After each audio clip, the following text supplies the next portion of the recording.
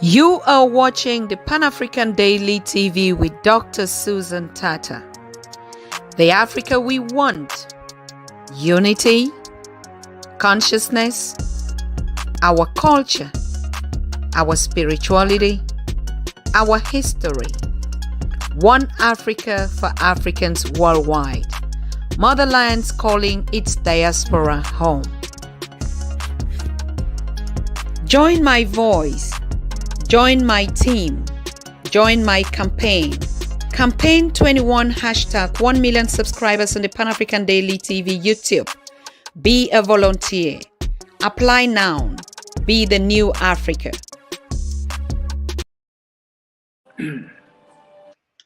Wow, I think it's going to be very, very difficult for us tonight. We've been waiting for some time now, and to get the correspondent young executive team here is very, very challenging. But I can see Raymond, who is the country director for Ghana, and Eugene, also the country director for Gambia, is here. Paul, who is the country director for South Africa, is struggling, and the rest of the team is struggling. As you know, you understand the situation where we find our place, particularly on the continent. So I would just ask you, while you are joining and connecting, to be patient. Okay. I also want to know where you guys are watching from, and also to greet you on this special exclusive edition. And we have a lot to discuss tonight. A lot. There are a lot of break-ins that have just been happening on the continent and the diaspora. We also have break-ins on the events that are coming up. We have a lot of events that are coming in beautiful May. We have the organization of the African Unity, which now is called the Africa Day, that is coming up on May 23rd to May 25th. We have the Panama event, Journey of Reconciliation, Motherland and its Diaspora, that is actually starting tomorrow in Panama City. And so there's a lot of challenges also facing that conference out there, as we see some political or some bad, evil spirits, as we can always say, are blocking and doing everything to stop that conference in Panama. But you know what? That is not going to happen. It never happened in Detroit. It's not going to happen in Panama City. So I want to welcome all of you that are joining the show tonight. Today, we want to listen to the young executive team, the correspondents, the country directors of the Pan-African Daily, who have been working day and night, I think, for the past 3 months, that the volunteers have been going through some, getting connected, getting used to, going through seminars, going through some trainings, going through self-trainings by themselves. And we wanted to get a feedback from them tonight. What have they been doing in their community? How are they reacting? How are they coping? How is the situation on the continent in their various countries? And so, yes, but I also want to thank all of you that are connecting. I see the family is already warming up. Paul Brown, you're watching us from Uganda. I think you have to share your experience from us, how you got to the continent and what is happening.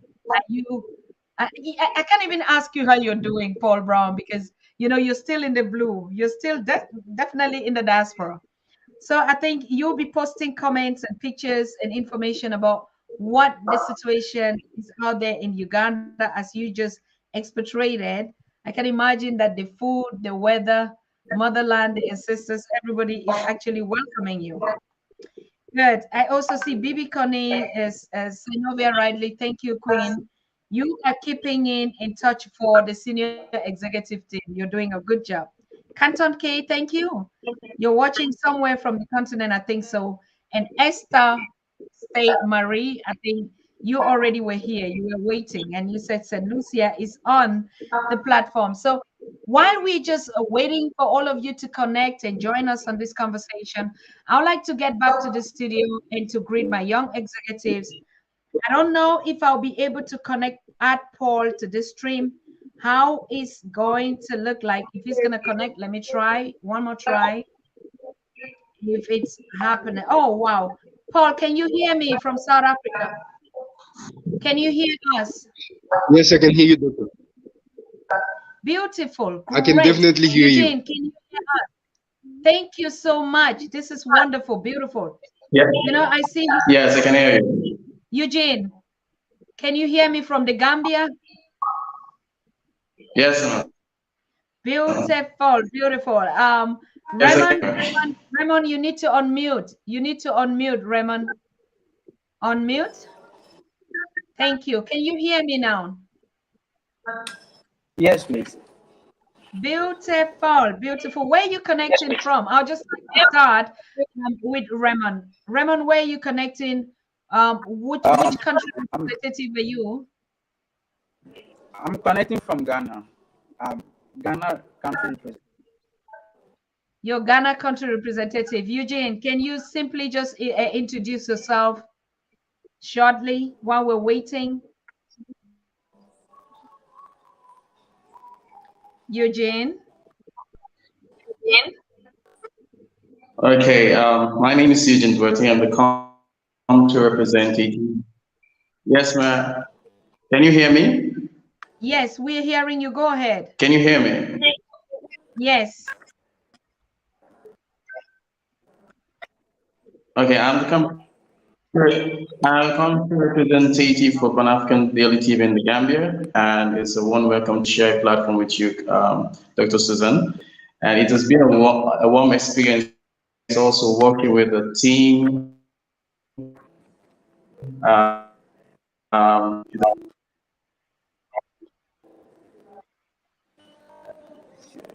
I know this is going to be a challenge, the network. Paul, can you introduce yourself to your audience? Where are you connecting from? Which country representative? And try to share your experience with us here. All right, thank you, Dr. Susan. Uh, Good evening, fellow Africans, and all protocol observed. I am Paul Pedro Daniel, South African country representative, all the way from Northwest Province. Yes, it is beautiful and it is wonderful to be part and parcel of this wonderful movement called Pan African Daily TV. So, as young executive or as South African country representative, it is really a privilege and honor, to be part of this movement because we like to bring lots of changes to this continent, motherland called Africa. Yes, just in short. Yeah, thank you. I would just want to stay there with you, Paul. I mean, South Africa has been boiling for all this while. We've seen a lot of rioting. We've seen also what is being referred to as the xenophobia. Can you just describe a little bit what the situation in South Africa is like? Well, the situation with xenophobia, it's twofold. First and foremost, they are brewing. There's been brewing things on the ground in terms of service delivery, in terms of people fighting for stuff that normally citizen could get, but in this case they are not getting. So now adding with other Africans from other countries, it makes it more. What is the right word now? It is now more difficult. It's more difficult, so people cannot cope. I wouldn't say that South African are really xenophobic in a sense, but Yeah. it's all because of what's really happening on the ground. I don't know. All Can you right. hear So me, you're Dr. saying Susan? like what is happening is like they don't have jobs, and then the population is increasing, and South Africans feel like they don't have the opportunities that they deserve. Is that the problem?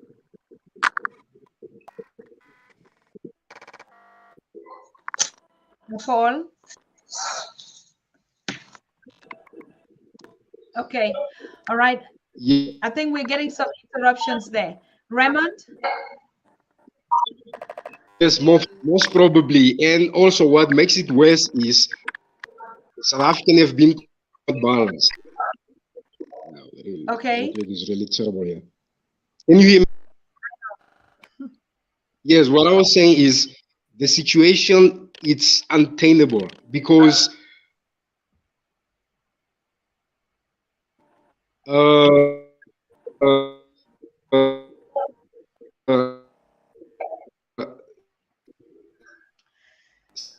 is crazy. All right, I'll just get back to Eugene. Eugene, you're connected now and you're well seated. You were about to introduce yourself and explain to us before we lost you again. Just go ahead.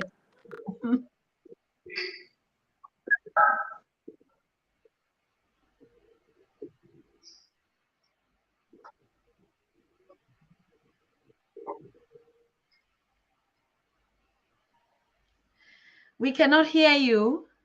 Eugene, can you hear us? Your microphone is not connected. Wow. All right. I mean, you can see this is the situation. This is the challenge that Africa is facing. Africa's youths are facing. They're willing, they're engaged, they're committed, but the infrastructures, the technology is low. Even though it's the richest continent where they supply even the world with resources, they themselves are not able. They're not able to get connected. They're not able to enjoy those benefits. Now you see the young people that are really fighting to do something for Africa, to work for Africa, to change their conditions, to build the Africa that they want. But challenges like this, infrastructure, network, electricity, even though they produce the highest source of energy, the country is still, or the continent is still impoverished. Whether it is in Ghana, where Raymond is watching us, or in South Africa, where we have Paulo, or in the Gambia, where Eugene, our correspondents are, you are seeing it yourself.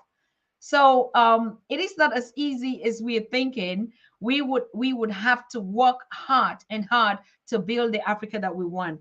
Let me just get back to studio. I think Raymond, your situation is better. Can you tell us? Can you introduce yourself and tell us something about you and your representative or your country, Ghana? What is the situation out there? You don't have such networks. Is everything okay?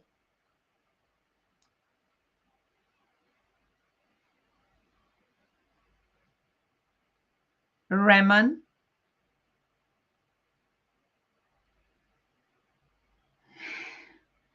Wow. That's no volume. Do you hear me out there? Are you people hearing me out there? Synovia, can you hear me? Can the audience hear me?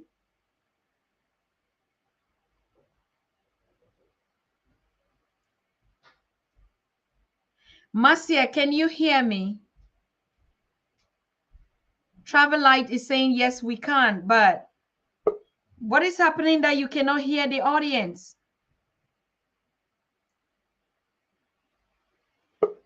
I don't know. Paul, can you hear me?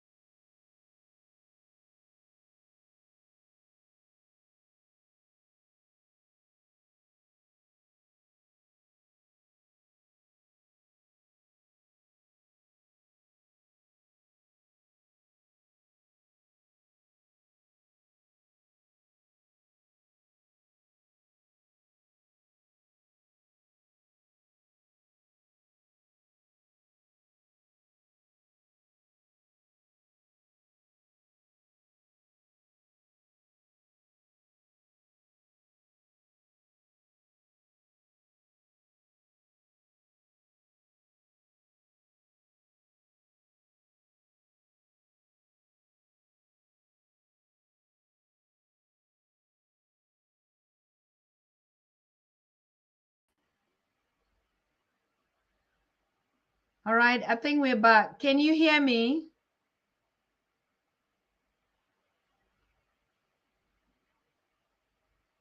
What is happening?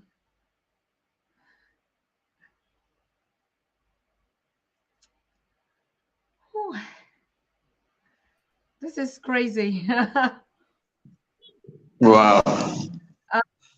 Eugene, can you hear?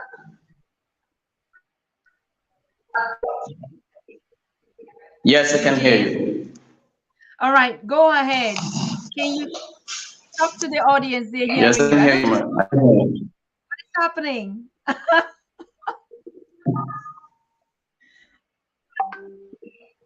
I don't know. Well, but this, let me continue from where I stopped. Okay, from the Gambian side, one of the greatest challenges you can you hear me? Yes, go ahead. Okay, so from the Gambian side, one of the biggest challenges Paul was trying to mention is, as you just the economic factor. We have a lot of youths with so much potential, but then you have in a situation where these potential are untapped. The problem right now, you have a lot of youth seeking that opportunity to show what is in them, but then the space has not been given to them. But then we see a lot of developments coming through. Now, as since joining Pan African Daily TV, it has given me also that bonus that I building in the community, talking about our unity, what binds us together. Is if it was not for this opportunity to go, I wouldn't have able to even have that bonus to go into the community and talk about Africa. Because sometimes you ask yourself, what are we talking about Africa? What is it about all Africa itself? Let me tell you a story, and maybe the guests will get to hear this. Very nice. When I was younger, I used to think that maybe I was born in the wrong part of the continent due to the challenges of growing up. But then when I remember a few years of like 4 years ago, we were going for an excursion. When I was young, my mom would not allow me to go for an excursion. But then when we went to Arch 22, when you come to Gambia, you're going through the capital city, you will see Arch 22, July 22nd Square. Now going upstairs, there's a museum. Now entering the museum, it was very nice. We were all thinking of a wonderful time. And then they were telling us of history, the different governments that comes in. Then suddenly I saw a picture. Now, this picture is going to shock everybody. It was a picture of the governor then during colonial time and school children, our fathers. And in the picture, I had to look at it twice because those children were marching on a public event barefooted. Now that shocked me. It's not my own excitement because all of a sudden I could wake up to the consciousness and said, how did Africa, we Gambians reach to this level? Now that picture take me back to research the origin. It take me back to research how the Gambia came to existence. It gave me, and then when we moved down and go to Punta Kiti Island for the first time, I had to visit that place, and then they told us the story of the slave. And of course, I come from the tribe who are called as the returned slaves. So I never know what it means to go through the pain of slavery. For a person to swim from Kunta Kinte Island up to the Freedom Post. And then when I entered the island with a lot of the students also who were on the excursion, they show us a room where they keep slave inside. And we entered there, I could not even stay there 2 minutes, not even 1 minute, because the heat of it, the heat. Uh, all of a sudden, there was like a change of perspective, a change of belief. Now I begin to, the curtain become clear, because first of all, as a young Gambian, as a young man, you have to get to know what happened to you. How did you reach to this? Because all of a sudden we begin to dislike one another. All of a sudden we begin to go against one another. And then you ask your question, why are we fighting each other? Due to religious belief or whatever, tribal belief, tribalism. You see from our leaders, if you follow Gambia, and then you see the leaders talking about tribalism and so much. And then it makes me begin to study, listen to scholars. And all of a sudden, in 2 years back, I got encountered Pan-African Daily TV. I've been a follower for a long time. But then there is just something that connects. I keep watching, listening to speaker to speak from one presentation to the other. It began to make sense, click, and to me. So this message, when I saw the opportunity to volunteer from Pan African DLT, it was not about you want to work. It's like there was something, there is a purpose to achieve here. There is a need to build the Africa we want. And that's why I was so happy when you said we should write about building the Africa that we want. Because there was a long time when I was younger, my friends were all thinking of traveling overseas to go to the United States. I had friends who go through the back way, which we call the back way, through illegal migration. And I told one of them, you can make it anywhere in this world. But then they were like, oh, no. But then in reality sense, in our own country, as youths, which I would say boldly, you cannot accept be in a situation you want young people to work for you with so much good education and degree, and you pay them large salaries.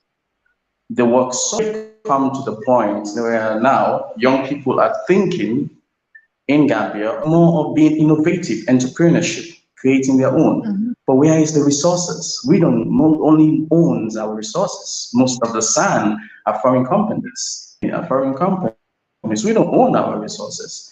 How are we going to put this together?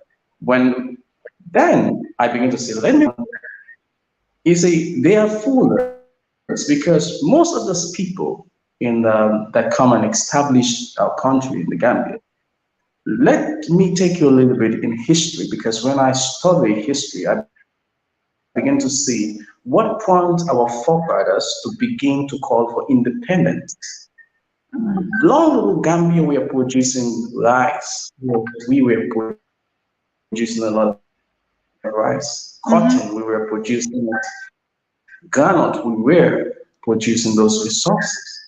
But now, where is it? We cannot even, create our own garnet oil. Or we look at cotton, look at the innovation. When I was talking to one of my bosses in anti-corruption then, and then he was having a chat with me, telling me the history, how American developed and how the Black history as well. I get to realize that they have made the system so complicated that for a young man or a young African to grow, it's so difficult. This is where we come from. So Pan-African Daily TV gave me that boldness. I've listened to Kim Makumba, so different and different prophet James Moore, and different presentations, and they begin to lift up my conscience represented. It only did not make me to just stop and say, oh, I have to listen to what they tell me. But I said, okay, let me work with my conscience, with my inner being, and let something direct me. And sometimes the ideas are so big, the intervention you put is like, you want people are going to look at you and say, where are you taking us to? And sometimes you're like lost. And it's kind of interesting journey. As we go on, we begin to see people, young people, we are calling for this. They're calling to know this. They wanted to know their identity. They wanted to know their origin. They want to connect with one another. And the last presentation I did, I saw these young people, when I was going in, they were going in individually. But after when they were coming out, they were so close to each other, knowing that the love, African love, began to flow amongst them. And and it's motivated me because that is the Africa we know. We're not separated by any form of religion. We were not separated by any form of tribe. We love each other. I'll give you an example. It will be hard for a young man to survive the pandemic in another country. In Gambia, you see how people share with one another in that surviving time with that neighborhood. And one of the things that I love is that when you go anywhere, if I go to the Fullers, they want to say, "Oh, you're a Fuller." I said, "Okay," and I dare not say no because they will begin to say, "You want to deny your origin." If I go to the world, they'll say, "You are one of us." If I go to the Madinkas, they say, "Oh, this is one of us." If I go to the Manjaros, they say, "You are one of us." So all of the sudden I'm like, who I am. Then I choose to be called an African so I can mingle with all my African brothers and all L tribe. And then all of a sudden an elder looked at me and said, you have an ability to remove and be part of a society before which you are like one of them. And I said, yes, because that is all I've been seeing part of us. And then I'm like, even if I try to speak different, I'll say I can speak your language. Oh, that one, if I was a kid, they would beat me up. But that love, and also my level of consciousness really I've built up during this time. It's not only saying we are volunteering, but we have learned. Yes. And not Thank you. The time has not been wasted. It has been really been fruitful. Okay, just hold on. Let me take on the next guest. I think your connection is actually really tripping. Raymond, I'm going to take you live now so we can get your experience.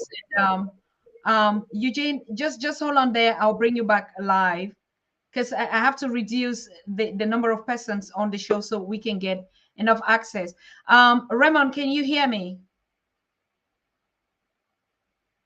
Raymond, are you hearing me?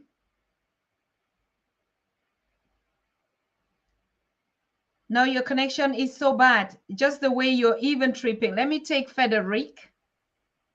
Because I see Frederic is also here. Wow, you look handsome, Frederic.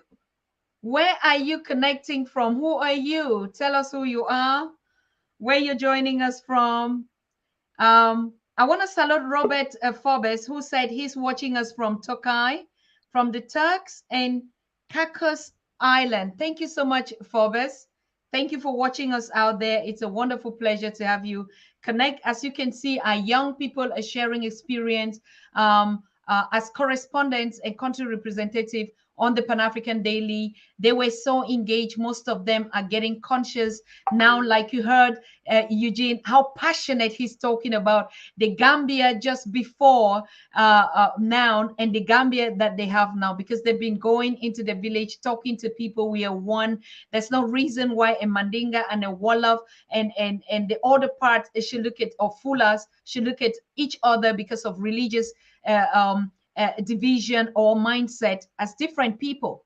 And you could hear the passion with which, even though the connection was not good, that's the spirit that we're talking about. That's what we want. When we talk about 12 Ubuntu, that is exactly the love that we're talking about, my people. And now you would hear most of them. Please just be patient and remember what, no matter, nobody's going to silence our voices anymore. Whether it's the technical difficulties that are going through, just be patient, follow up keenly, pay attention to the message, not the messenger. You're really going to get it. It's a nice show. It's a nice program. They're sharing their experiences, how you have empowered them, and how they are ready to build the Africa that they want. They want to correspond with us. Like I told you, they're going to be the one reading the news, doing the broadcasting, hosting their own people, hosting even you.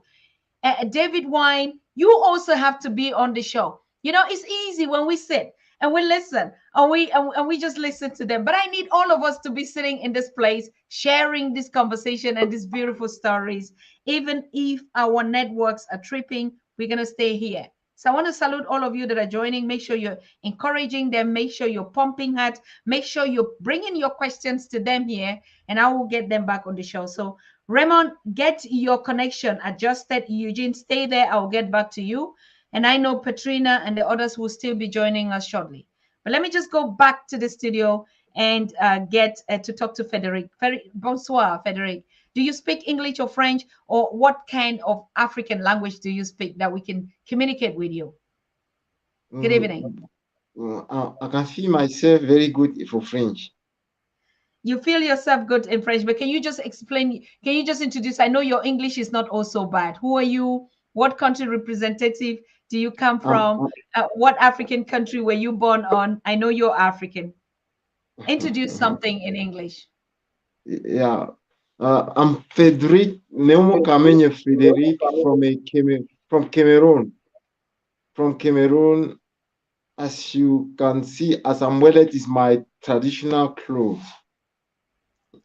Beautiful, beautiful. So your problem is like you really cannot actually be express yourself in English. So you want to speak in French, isn't it? French, And I will French. be able to Yeah, translate it. yeah.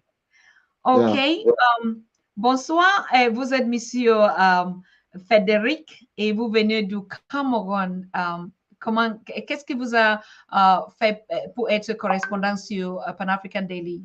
Quelle était votre motivation? En effet, depuis ma naissance, j'ai toujours cultivé une passion pour la critique, c'est-à-dire vouloir toujours comprendre pourquoi est-ce qu'on fait tel ou plutôt tel. Je me rappelle quand j'étais en classe de troisième, en classe de quatrième, j'ai dit à mon enseignant que j'étais communiste. Il m'a dit que je fasse très attention. J'ai dit que, mais puisque les riches veulent s'accaparer de toutes les richesses, il faut une force. Vous me suivez?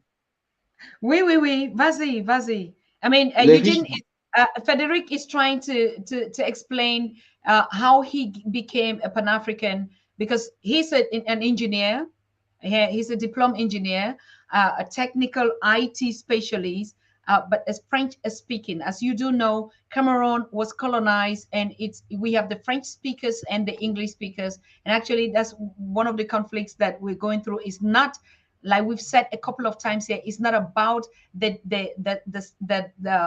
colonial languages, but of course, it also has an impact. Like you can see a whole son of Africa sitting here, but cannot express himself in both languages. So on the other side as well. But he's saying the reason why he got into Pan-Africanism is because he saw from his past that we were not doing things the right way. And he just thought something is missing because of the involvement of the Western systems on the continent. So, vas-y, je pense que j'ai bien expliqué. Bon, oui, tu as fait de ton mieux. En effet, j'avais une passion effectivement pour la lecture, pour la lecture, parce que mon parent me disait, tu ne dois pas voir la télé. J'étais obligé de me réfugier dans les livres. Vous voyez un peu?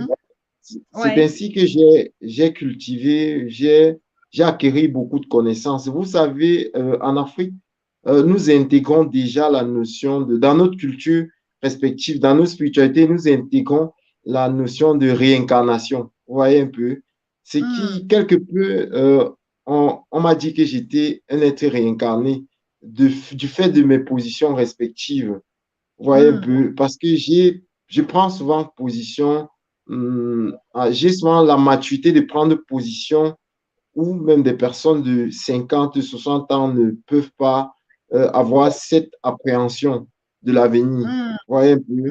C'est-à-dire que quand je prends position, je suis précis, j'ai une précision qui ne dit pas son nom et qui se réalise.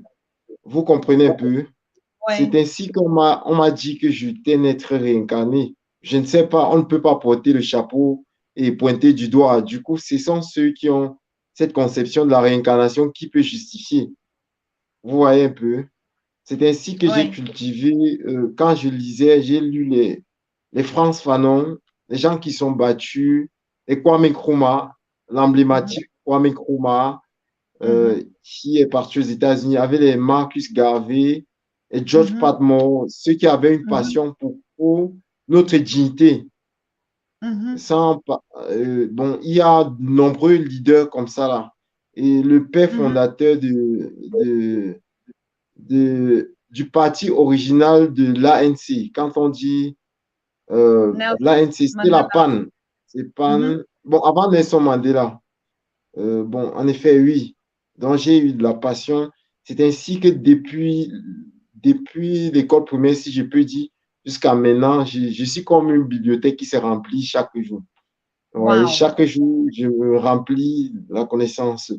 Et quand je rencontre des personnes qui partagent les mêmes idéaux comme moi, c'est-à-dire Mhm. comme la communauté dont nous constituons actuellement, qui est Pan-African Daily TV déjà, je suis impressionné par le travail, je suis impressionné par la portée de cette volonté de se rapprocher et de savoir réellement qu'est-ce que nous sommes.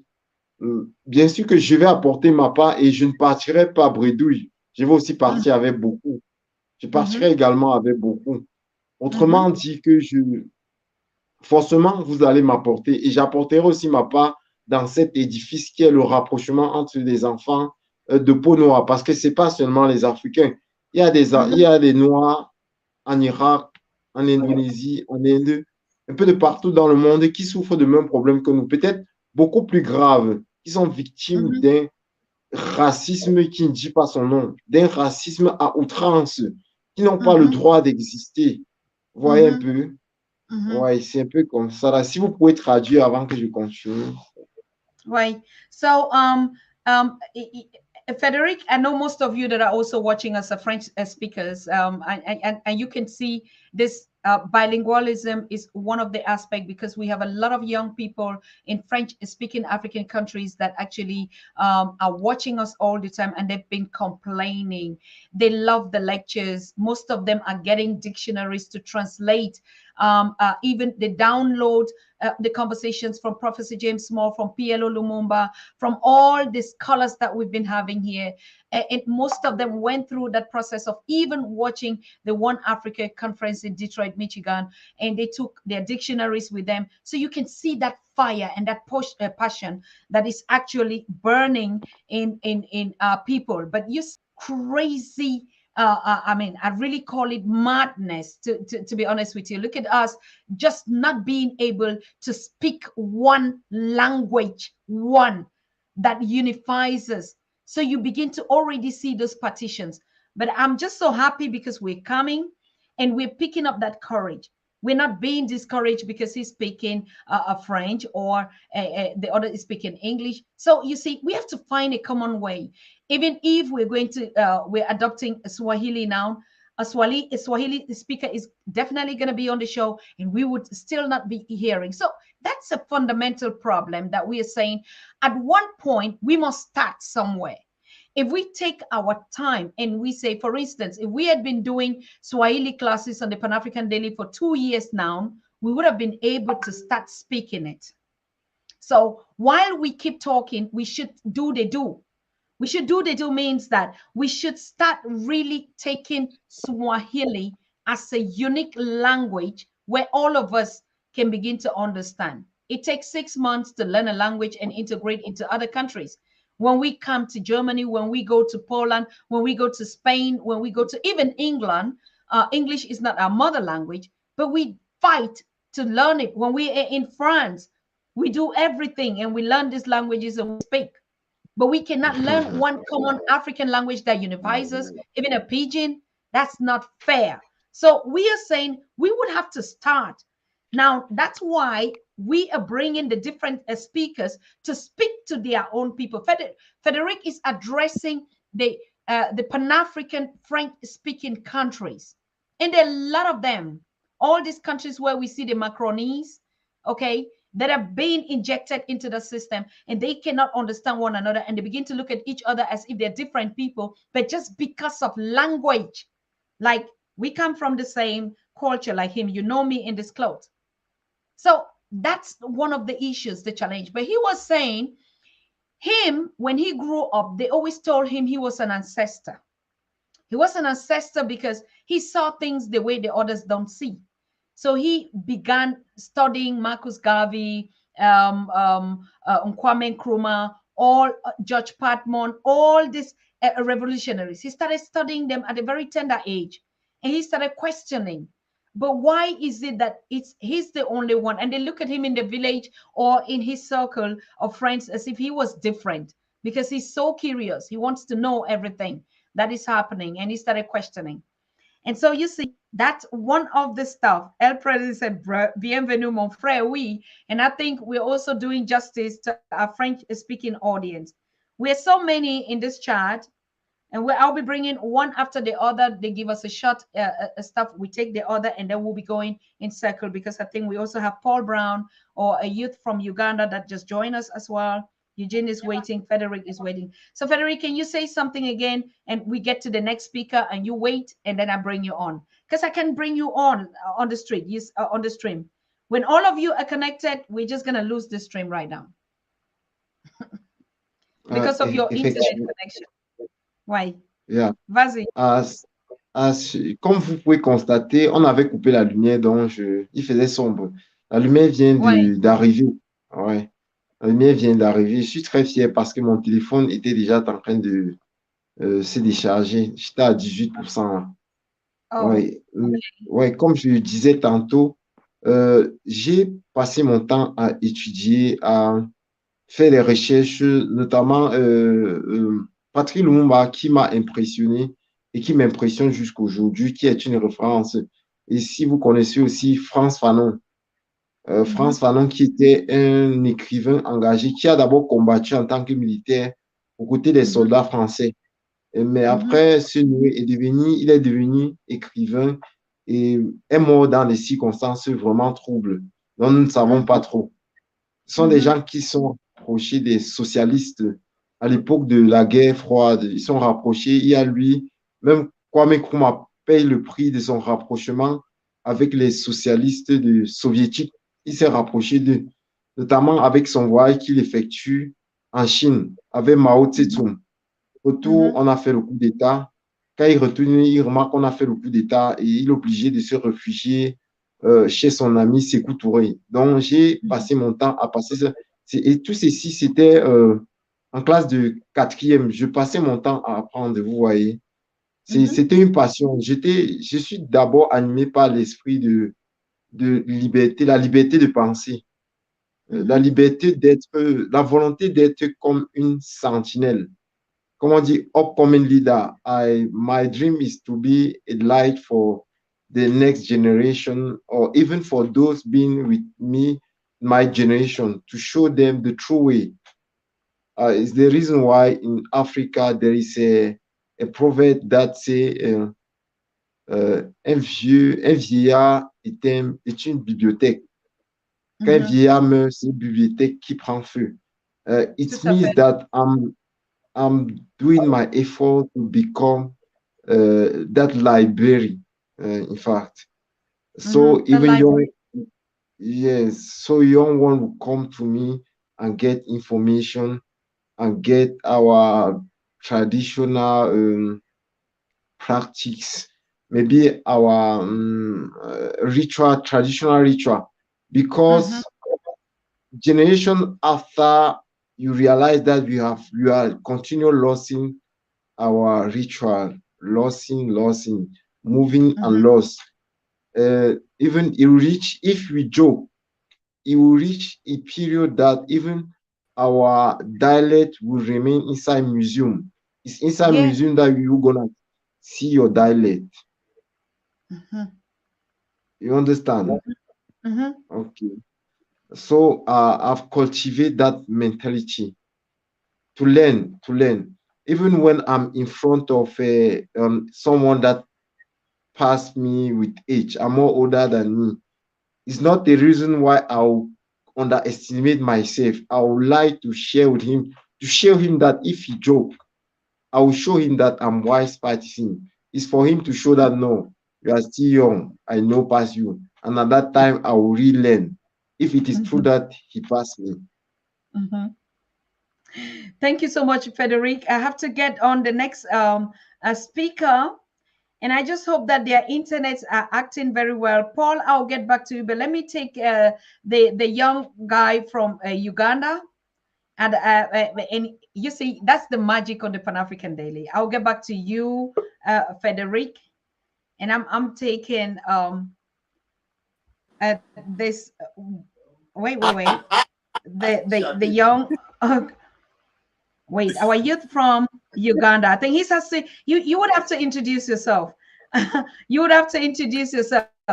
And what is happening here is that he just watched everybody speaking and he said he wants to join. And he asked if I could share the link to the studio, and I shared the link. He's here. That's exactly what I've been asking all of you. If you have a story and a contribution, you want to join us live on the studio, request the link. While we are live, we're going to share and you're going to join us. Thank you for joining us. Yes, who are you? Thank you so much, Dr. Susan. I'm so honored and privileged to be part of your live. I've always been watching you, and it's a great honor for me to be live here with you. My name is Mayanja Lawrence. I come from Uganda. I'm a Ugandan, and I'm a YouTuber. My channel is called UG Connect. People can go and check it out on YouTube. Yeah, and I make videos about Uganda. The dream is telling the story our own way as Africans, the African youths. We have very many people who come into the continent and make content, documentaries about Africa with colonial agendas. You get me? So yes. I want us to tell our story, we as Africans. And that's the main agenda on my channel. Currently, I'm making videos about Uganda, telling people how Uganda is, showing them the developments happening, the beauty of the country. And later on, after covering the entire country, because this is where I'm born, I'll be spreading my wings into East Africa, cover all East African countries, then Africa, the continent itself. And I'm so happy that through my videos, many people in the diaspora,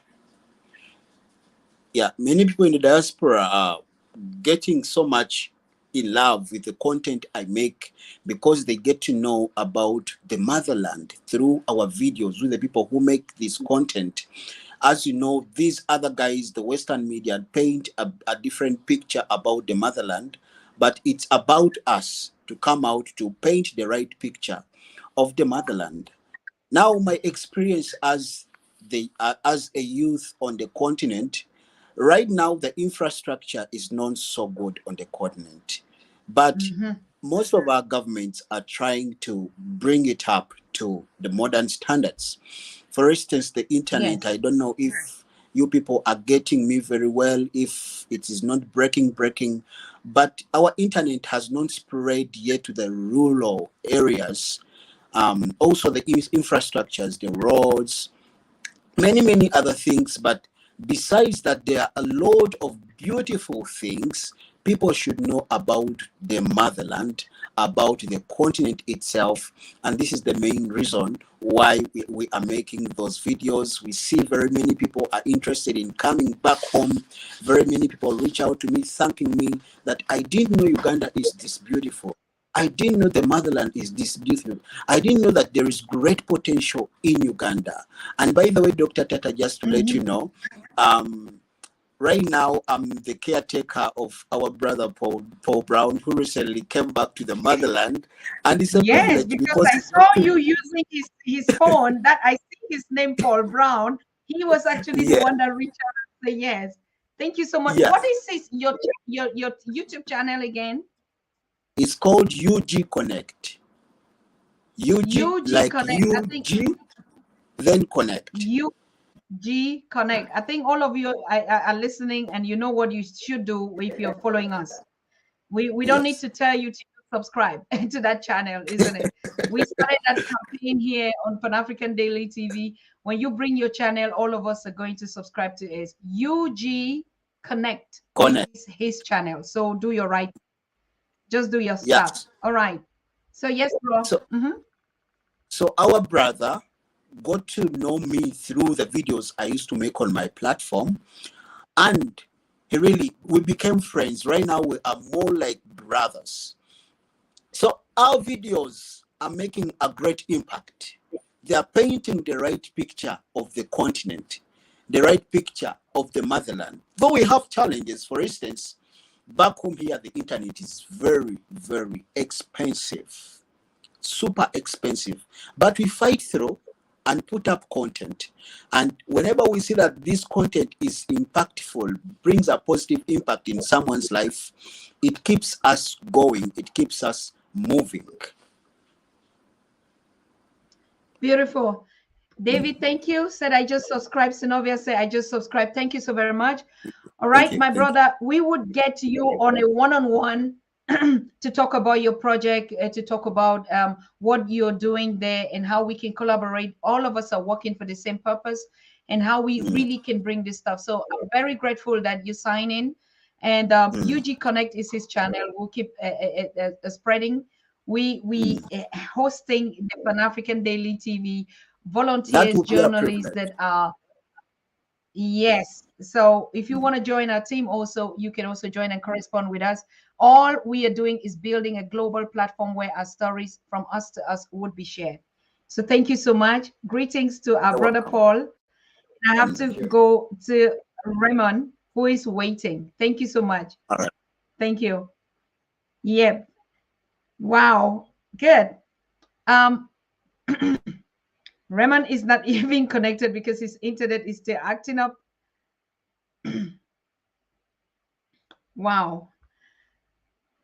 Who am I going to try now? Because everything is just let me try and see if I can get Paulo again from South Africa, because he actually did not even speak. Matamera, thank you for subscribing to UG Connect. And all of you that are joining, okay, make sure you are doing the same. That's the spirit of 1212. Paulo, are you okay now? Can you hear us from South Africa? Yes, I'm all right, Dr. Susan. It's much clearer than before. Thank you so much. So just go ahead. What motivated you on the Pan-African Daily? What was it that you say, I have to be a volunteer? I have to be the voice of my people. I have to build the Africa that I want. Well, first and foremost, let me just greet everybody once more. Fellow Africans and the world at large. I grew up as a young boy during apartheid here in South Africa. I grew up basically in a military base. So I saw everything that went on, the segregation, blacks and whites living on separate places, and the access to amenities, access to infrastructures, access to hospitals, clinics, you name it. Everything was so separated. So the segregation really got to me. I grew up with that, and it hurt me so much. To date, I'm so bitter towards the whites. So as I grew up, I started now, getting conscious. Start joining, Black Consciousness Movement, the late Steve Biko movement, and also started watching now Pan-African Daily TV. Bishop Joshua Maponga, King Bugani II, Professor James Small, and the rest. The list is endless. So I started watching Daily TV, Pan-African Daily TV, and I started getting more ideas on what really is happening, and so forth and so forth. So it really opened up. And then I told myself that as long as I live, I will make sure that no African, young or old, male or female, should go through what I went through during apartheid. Wow. Yes. What was it like? Just explain, because the generations we hear about apartheid and stuff like that. Of course, we know like every segregation. I mean, like, I can understand the pain that all of us are going through. But you being through that, just give us some of the examples, like things that you saw that you say this still hurts, and what has changed. What has South Africa changed since that time? What's the difference? Well, not a lot has changed. Let me put it this way. The experience was terrible because we were separated. There will be a black school. Blacks will go to their own school, and whites will be going to their separate school. Even at the church, whites will go to their own separate church. Blacks will also do the same. Even at the playground, whites will play alone, and black kids will also play alone. Everything was separated. Even at the sea, when you go at the sea trying to swim, there's a place where blacks should swim and whites the opposite. So everything, they sort of like made us feel inferior. The inferiority complex was so real. But even back then, I knew that there is nothing inferior about us as blacks. Because the person that feels superior to the other or inferior to the other should check in at the mental hospital because something is definitely wrong with that person. As a black Right. person,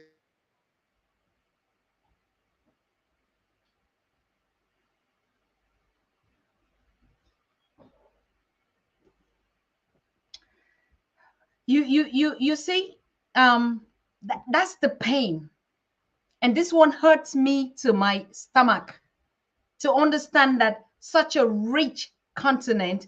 Look at what we're going through. Light out. Frederic was here, was the same thing. You see the blackout. nothing And wrong. I don't want to, I don't, Currently, I'll see there's some. go ahead. Yes, the situation is not really better for us as blacks because first and foremost, we are not well off. We're not where we're supposed to be because the economy is in the white hands. The land is still in the white hands. What we do or what we do have or what we leading currently as blacks, it's only administrative. Otherwise, the rest of the stuff, the economy, the land, everything is still in the white hands. So no wonder when when you ask me about xenophobic is too big and it's too complex. It's not just about hating other Africans, but it's more than that. It's deeper than that. Politicians and leaders know that the problem is not purely hating other Africans. It's deeper than that. Plus, South Africans have not healed since the apartheid. They never healed. Or we never healed, let me Yes. put it that way. We never healed. We still have to heal. Yes. So it's a process. It's not a once-off thing. It's a process. Also combining now with the mental slavery, the colonial mentality. It is real and it's still happening. Most of us are still living in that cage. So that's why I always preach in decolonizing the mind. Because if we cannot decolonize the mind, no matter what we try, we will only get so far. But once we decolonize our mind, Yes. Oh, this is some heat here. I see Esther McCauley say she wants to speak. Esther, if you connect on WhatsApp, then I'll be able to share the link with you because you're watching from Facebook. Connect to us on our WhatsApp so and we I will need share the them. link with you. All right, I think this is really tripping. I want to get, let me try if I can get a Raymond. Paul, are you okay? Yes, I'm all right. All right, go ahead. Finish what you were about to say. All right. Like I said, the only way for us as African, especially South African, but Africa in general, what we need to do is try to produce or try to consume what we produce. Not always being Yes. consumers of consuming everything that other people produces from elsewhere. Because as Africans, we've got everything needed. Because the world right now needs us more than we need them. But in most cases, they always want to help us. They always want to aid us. They always want to tell us what to do, how to do it, when to do it. They need us, so we should be calling the shots. Africans should be calling the shots. And it's long overdue. As the new generation now, these Pan-African leaders, country representative, I think it is our duty now. The previous generation did what they did. Now it's about time we take over the baton and carry on wherever they left off. And Yes. economic emancipation.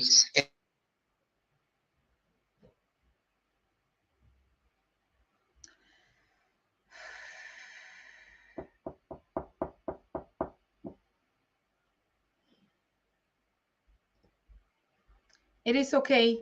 Paul, we're going to get back to you. Is possible, and Yeah. we should do it ASAP as a matter of agency. Mm-hmm. Pasture better than Africa, then we will be well off.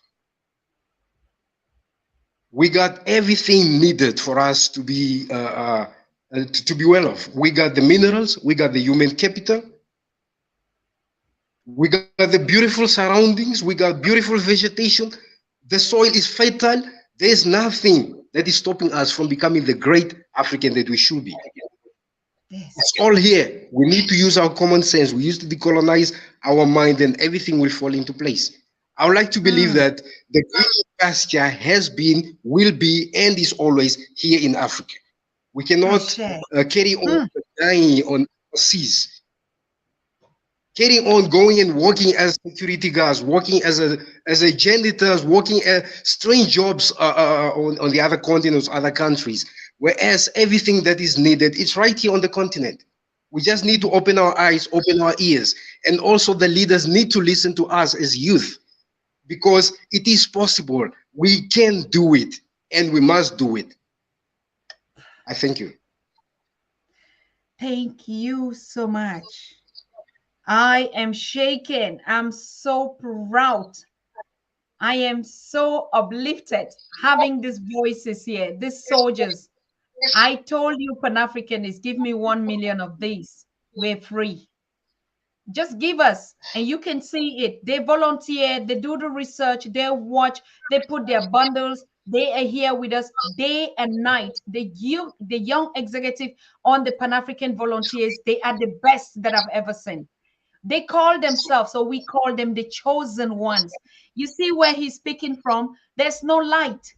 There's none. But they've been waiting here for the past 2-3 hours, topple up their credit. We don't have no funding. All of us are volunteering. We say we're going to build the Africa.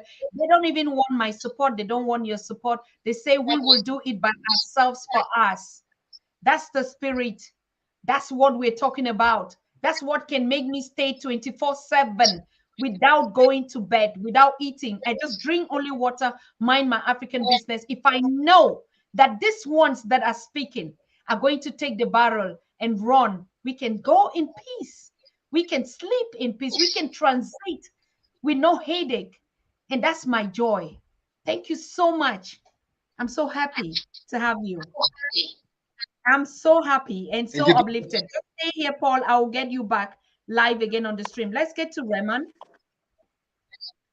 Raymond, I know you've been so frustrated downtown Ghana. What is happening? What is happening? What is happening with all the Gold Coast that you're sitting on, and not, and the internet is so bad? What do you want to change, Raymond?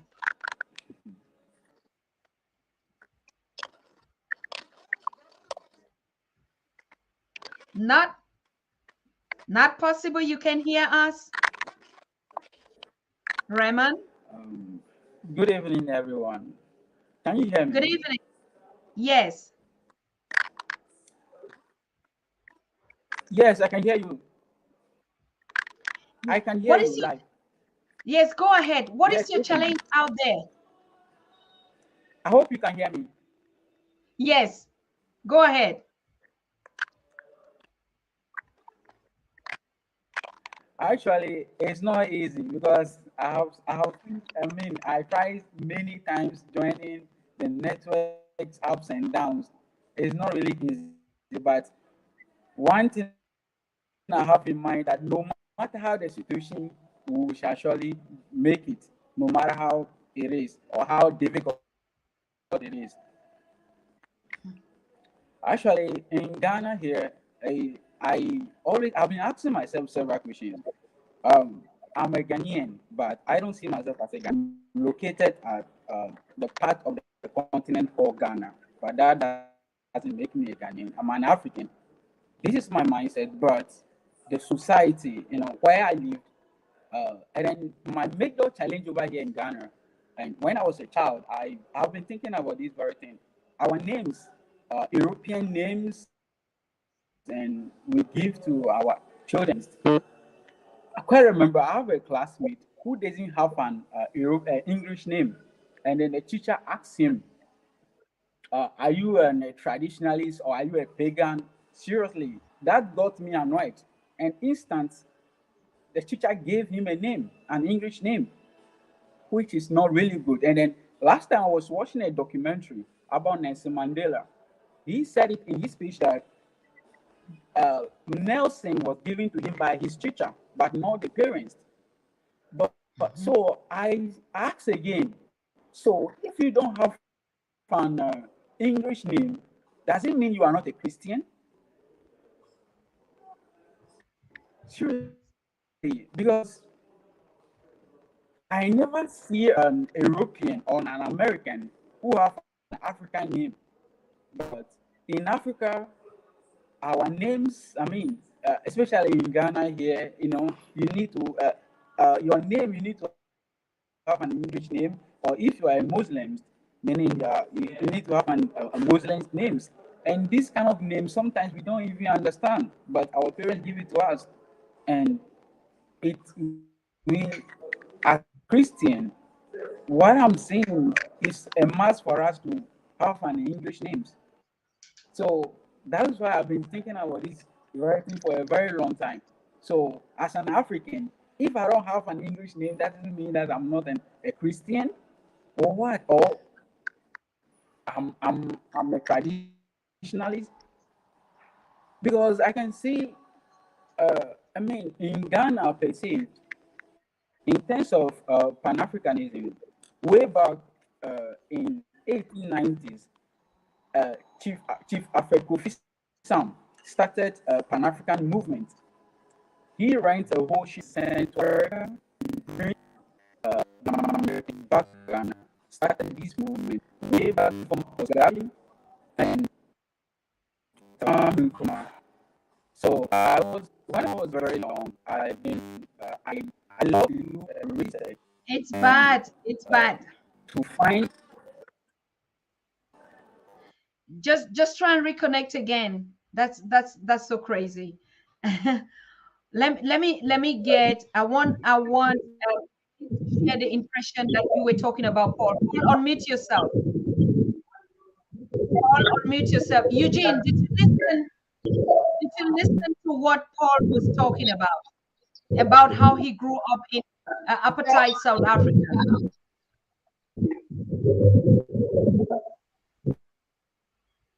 Eugene?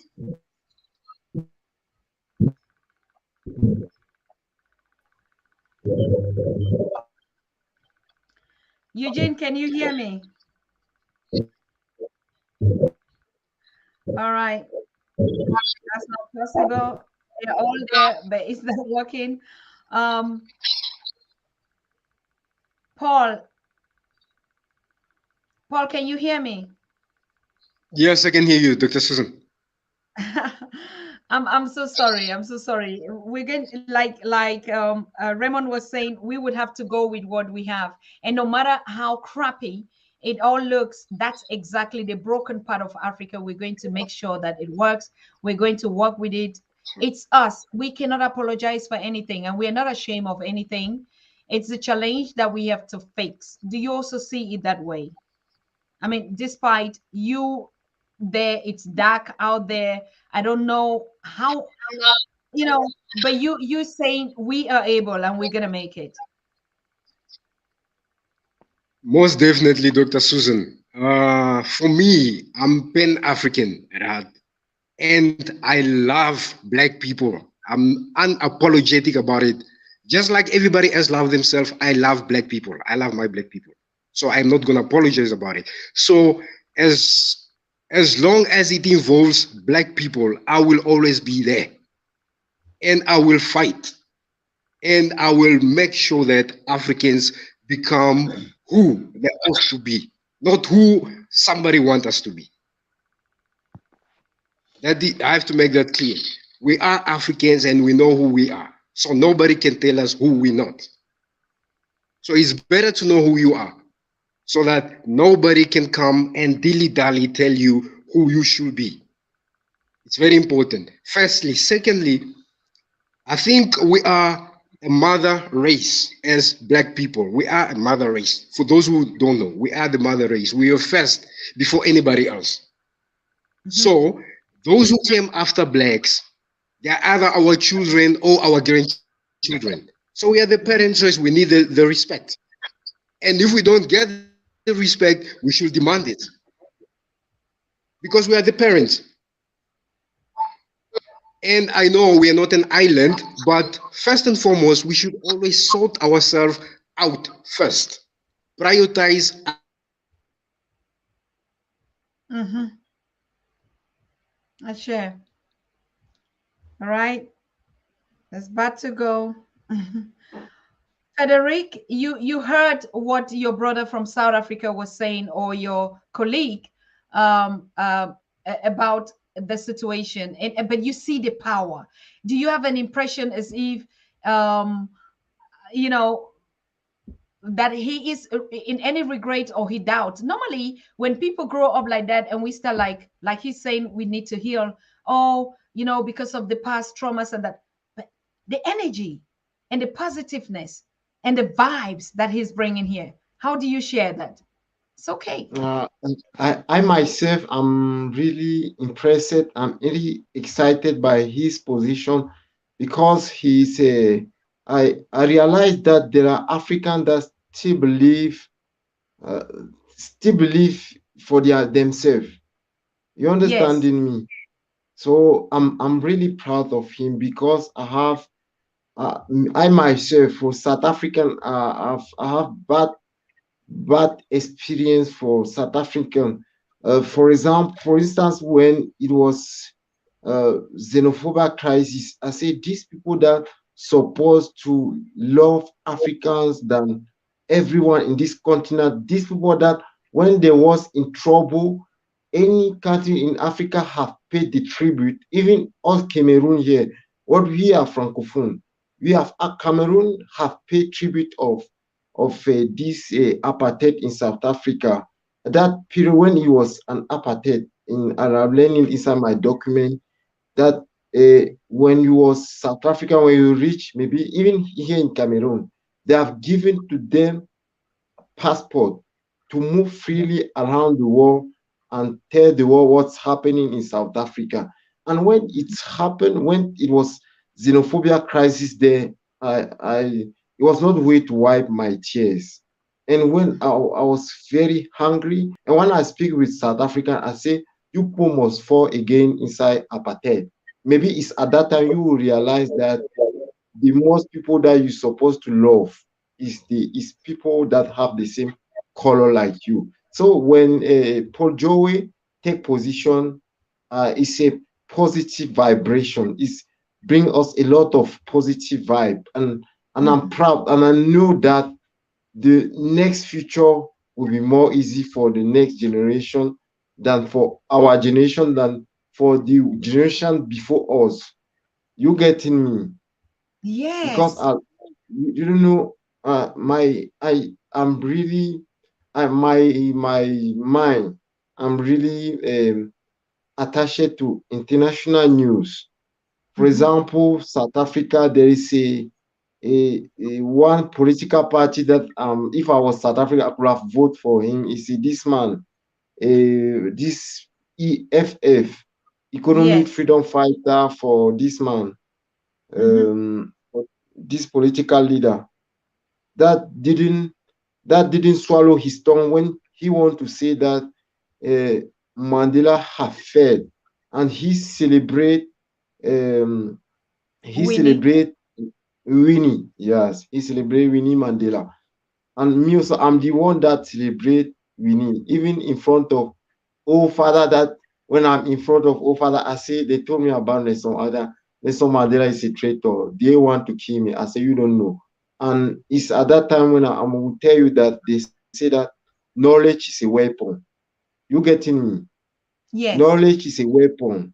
in any dimension of life, put that word in French, in front, in any dimension of life.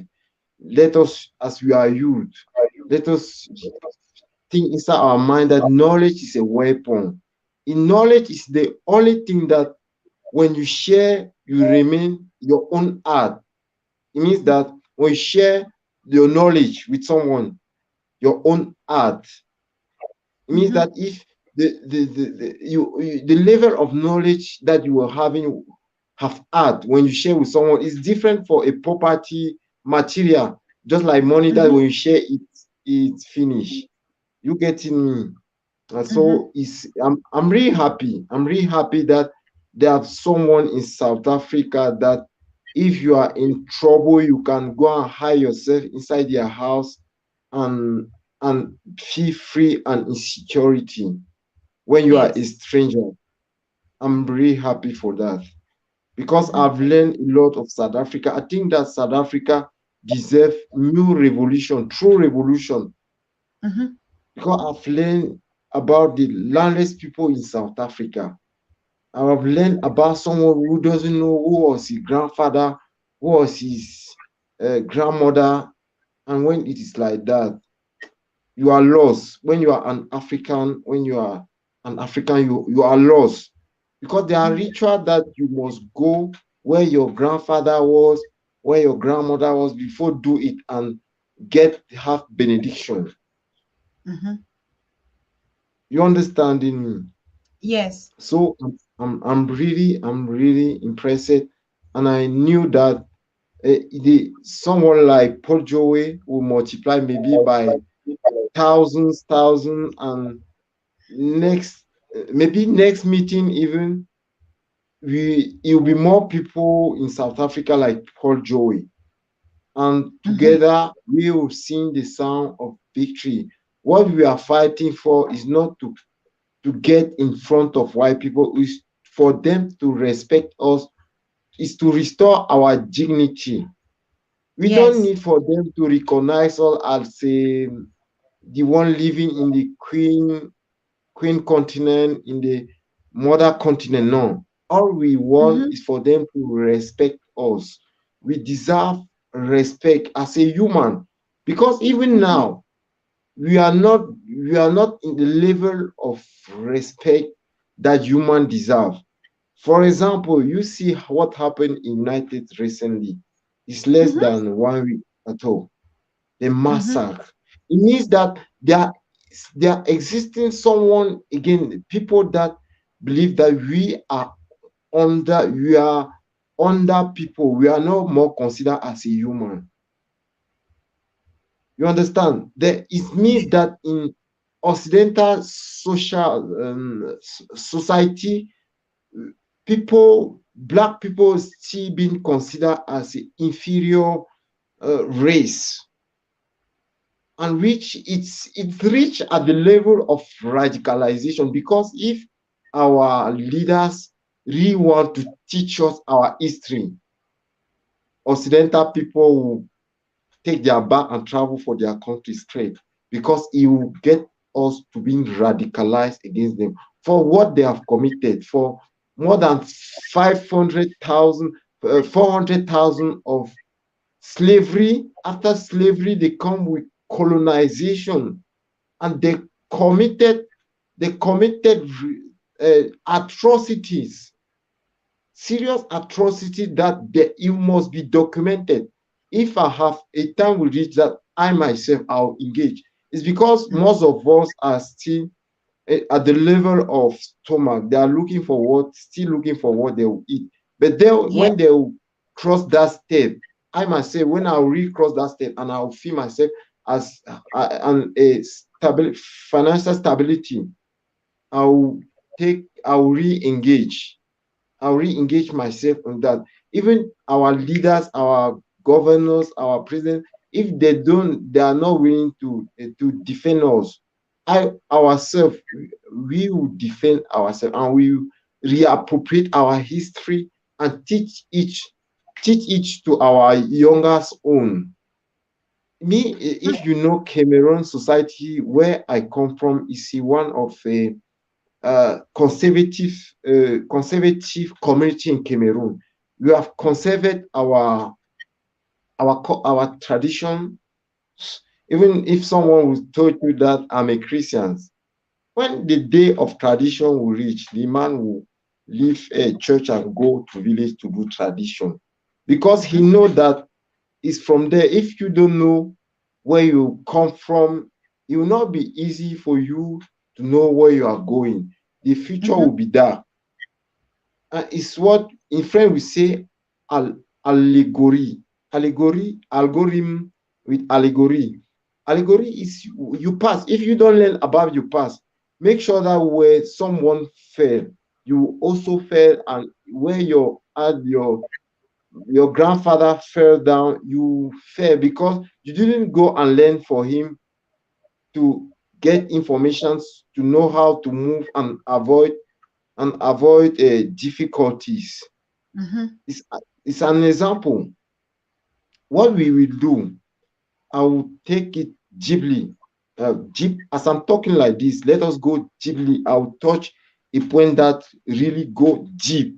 And I don't know if our generation will be able to do that job.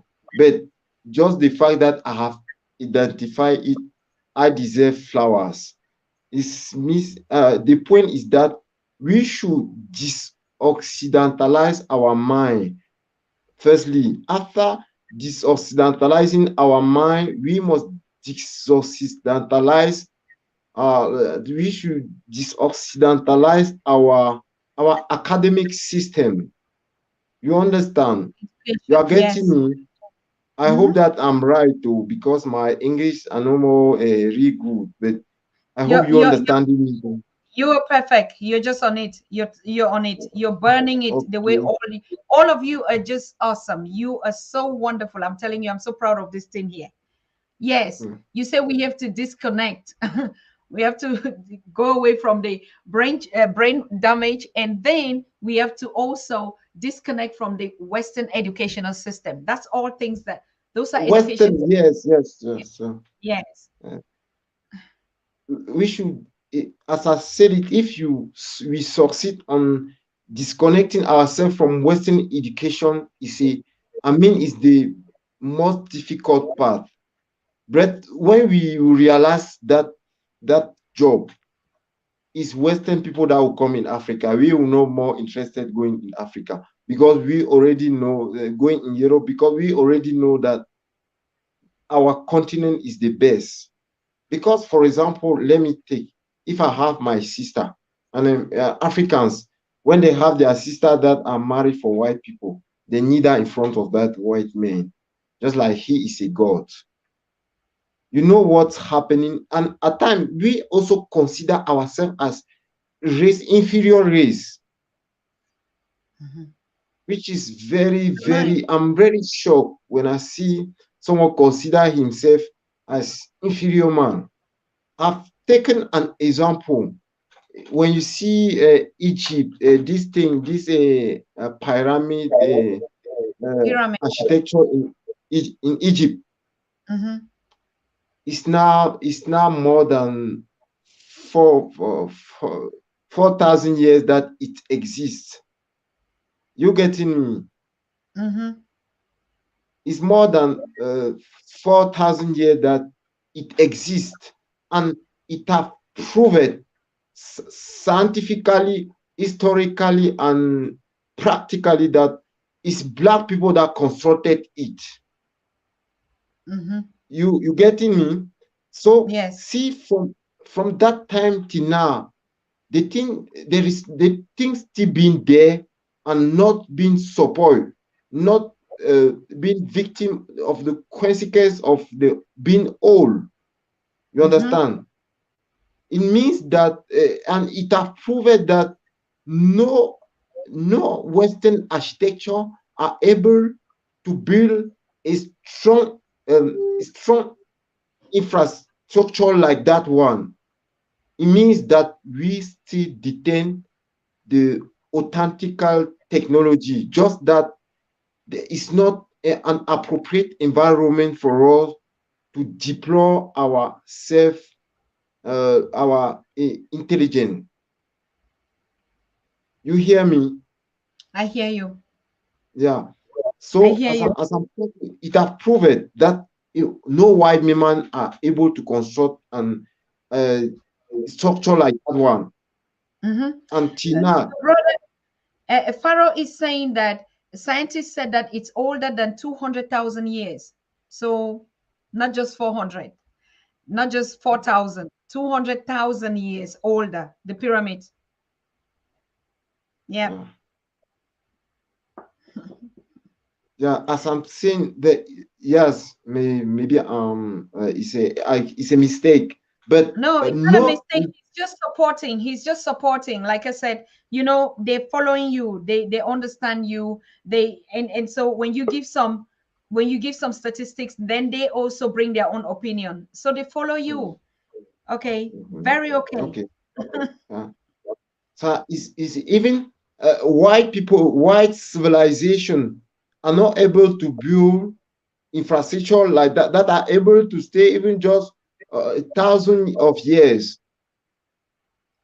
It Mm-hmm. means that we still detain the authentic technology. Even European, when they want to do a research that can bring impact on science, on physics, maybe any part of science, they go in Egypt and get resource there. Inside Yes. museum, they learn, and when they come out with something that same thing that they have created or that they have discovered is Mm-hmm. very authentic. It's very Mm-hmm. authentic. And when I'm really impressed.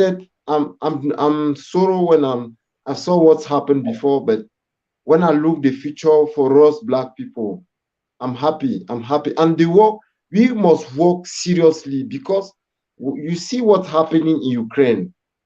Don't be surprised that for less than 20 years it will happen in Africa, because Africa, as they said, is a mother continent, and Africa deserves resources. Resources is too much. They also say it's a Africa continent is a geological catastrophe that they didn't know. It's the only continent that is now more than 50 years they are still exploiting the continent. But even those scientific and those searchers are not able to quantify the rest of our resources. Don't you Mm-hmm. see that is enough? It is. It's It is. yeah, yeah. It But it's is. now more than 50 years that they are exploited excessively. Yes. Excessively, not they're not exploiting it just like they know that tomorrow they'll come and see it. They take Mm-hmm. all that they see every day. They see, they take it all, and they are Mm-hmm. surprised that when they take it, they took it, it's still been there. Mm-hmm. You hear? Frederick, your English is Yeah. perfect. I'm telling you, the more you speak, the more fluent, and the more you see. That's the passion when you express yourself. The burning, and particularly because you're a scientist yourself. So you have some words that you do it in science, and it's so good, so good. Go ahead. I'm enjoying it. Yes. So I it's like you for to us. speak out.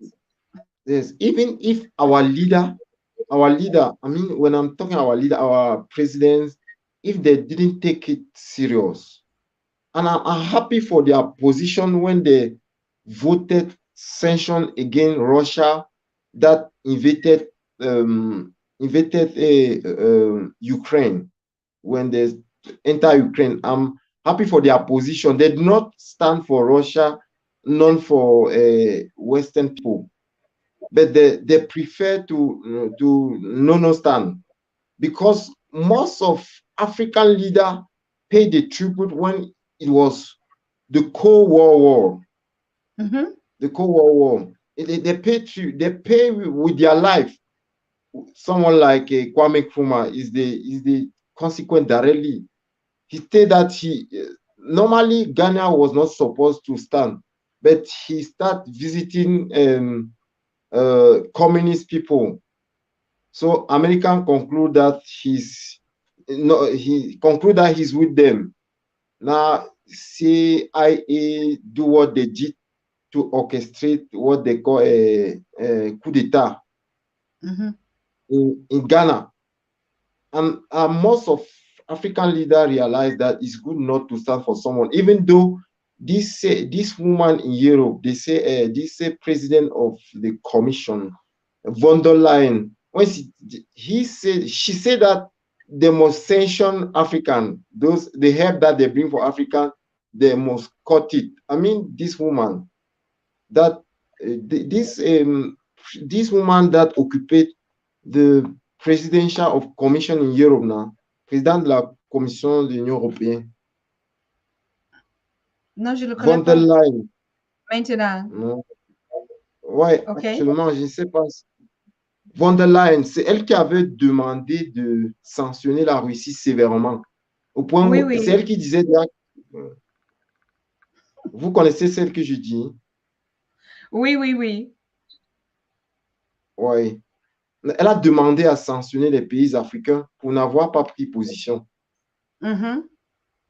Oui. Donc, je suis d'abord fier de cette position-là et de cette position que nos pays ont décidé de prendre.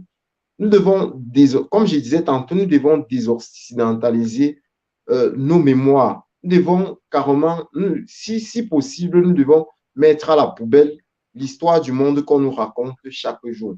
Nous devons même suspendre clairement, suspend purely some media, European media.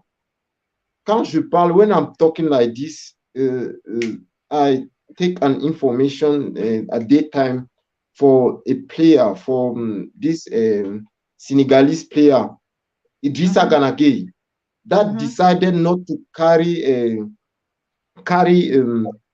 this thing, this player uniform with Yes. LGBT symbol. Yes. Now it's all media, European media, all politicians in France asking that they should sanction him. And none of Africa media take part and openly show that it's not good what they are doing. And I'm really break when I realize that. It means that he's still being alone. It's just like Muammar Gaddafi that died alone without us to take position and support him. Idrissa Gana Gueye are now victim. Every white man leaders asking to sanction him. Even this political personality in France, Valérie Pécresse, he asked to sanction Idrissa Gana Gueye because of that.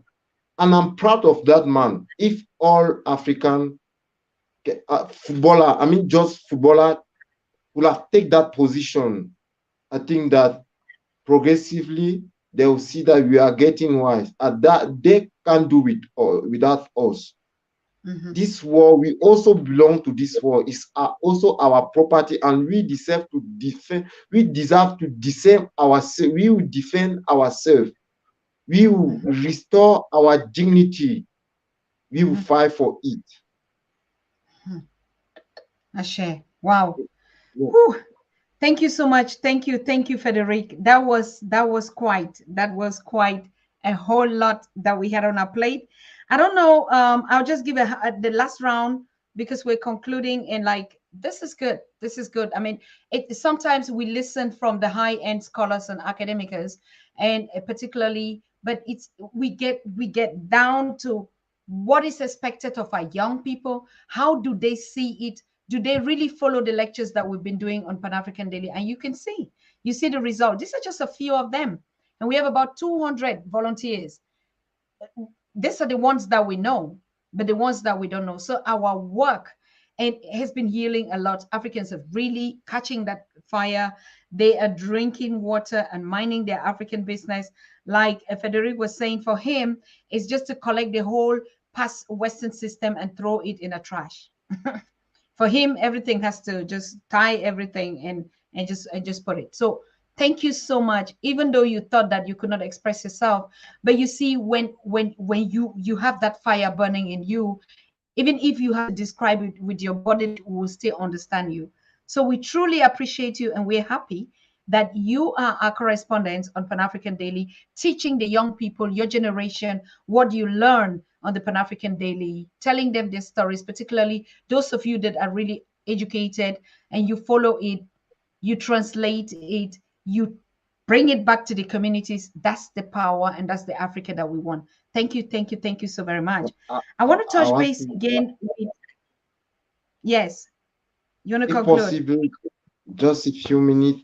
You know that the word that Western people declare for us is through their media system. They have declared through word. You know, young people follow European media.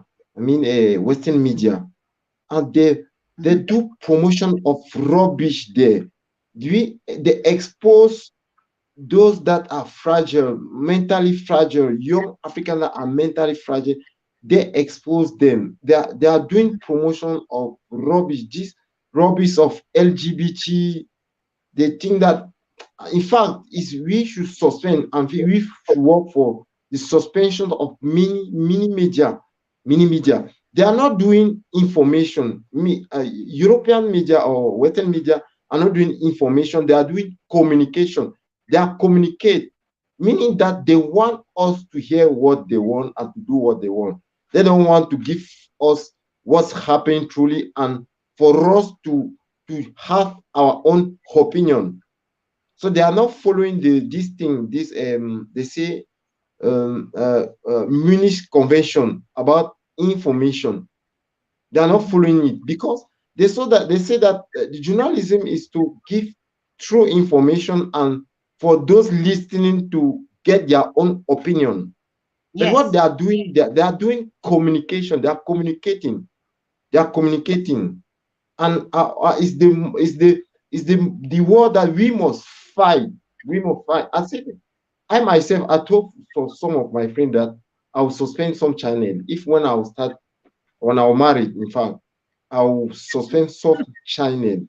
I will Mm-hmm. suspend it not to expose my youngest own, Mm-hmm. because when you see the way they behave, they just the way young one just copy all. Copy all.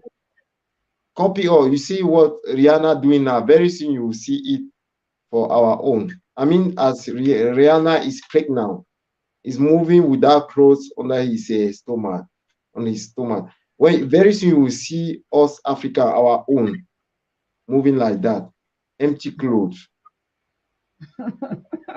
You see, that's the reason why we should watch the Pan African Daily. That's the reason why you are advocating, Frederick. That's the reason why you're volunteering. That's the reason why your voice counts. That's the reason why you're corresponding. That's the reason you spend your time.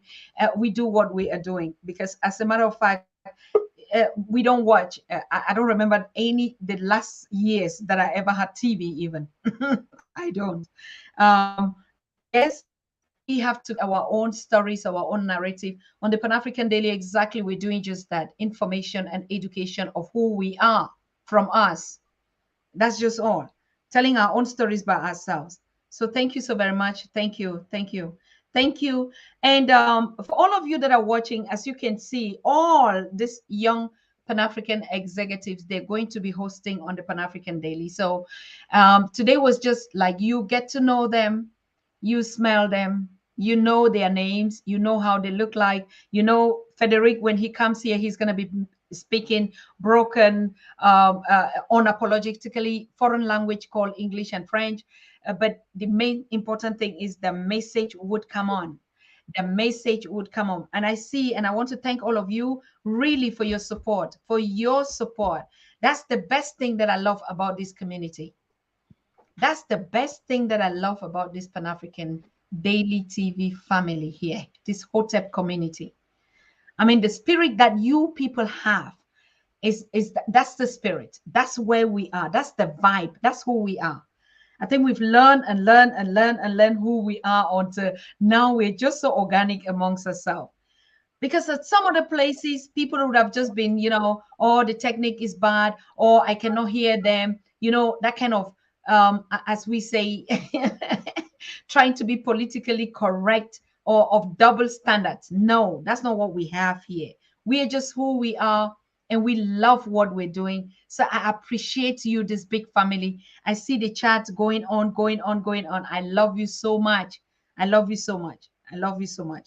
Yes, and I hear people say, since 2007, I survived without TV. My mom took away my TV and that buy a laptop. That's it. That's it. I know. But ask us, how did we grow in the family? We're so smart, strong, intelligent because we never had all the crap, right? We didn't even have light. So we use our palms, and so it preserves our eyes. Okay. And we ate the bones and everything when we ate chicken, if at all. We didn't even eat it because it was a luxury to eat meat. And so we didn't get all these gouts and all this stuff. We ate vegetables, we ate fruit, we drank a lot of water, right? And we are playing outside a lot until someone comes and say, no, it's because you don't eat too much meat because you don't have. Right? And you don't have light. So you're really in the darkest of the darkest. But all those things made us who we are today: wise, strong, healthy, smart, intelligent, powerful. And that's it. So throw all that cash, throw it away. You don't need anything like that. Go and give it to people who made it. That's not your civilization. You were made to love one another. You were made to bring peace. You were made to feed yourself. You were made to feed the world. You were made to just enjoy. But you see how much energy it takes. It sucks from you and drains your brain. And we keep saying every day, just throw away only that, and come and tell me after 3 months how you've developed yourself. Because nobody's teaching you. You're not watching anything that is not necessary. You're not taking in anything that is not your own. It's garbage. As a matter of fact, don't even dash somebody with it. Because some people are like, oh no, I give it away. No, don't give it away. That's a poisonous gift. This is exactly what we're saying. Don't give somebody something that you cannot consume. So I see a lot of people, when they don't have something, like we're talking about TVs, they give it away. Why do you give it away when you cannot watch it? Don't give something bad to somebody. Throw it. As a matter of fact, throw your own, seize their own, and also throw. Okay. So yes. So that's what we're saying. I would like to try to really get Raymond again. Thank you so much, Frederic. You've really actually empowered us, all of us. And we see what the power of language cannot stop us. Barriers, the passion, and the will. And we know who we are. Raymond, I will try if I can get you. If I not, brother, I'm so sorry, until we'll have to start doing our own things. Okay. Raymond, are you okay now? I'm so sorry. Let me first of all apologize. Are you fine? Oh God. And now no volume. Now no volume again. Raymond, I think today is not your day. And I can imagine when I took you, when we were doing even just the testing, you were the loudest and your connection was the most stable. Every other person was kicked out but your own. So I just don't understand. Why are they trying to silence you? This guy from Gold Coast, Ashanti guy, tell us what your problem is. With us. Why are they silencing your mouth?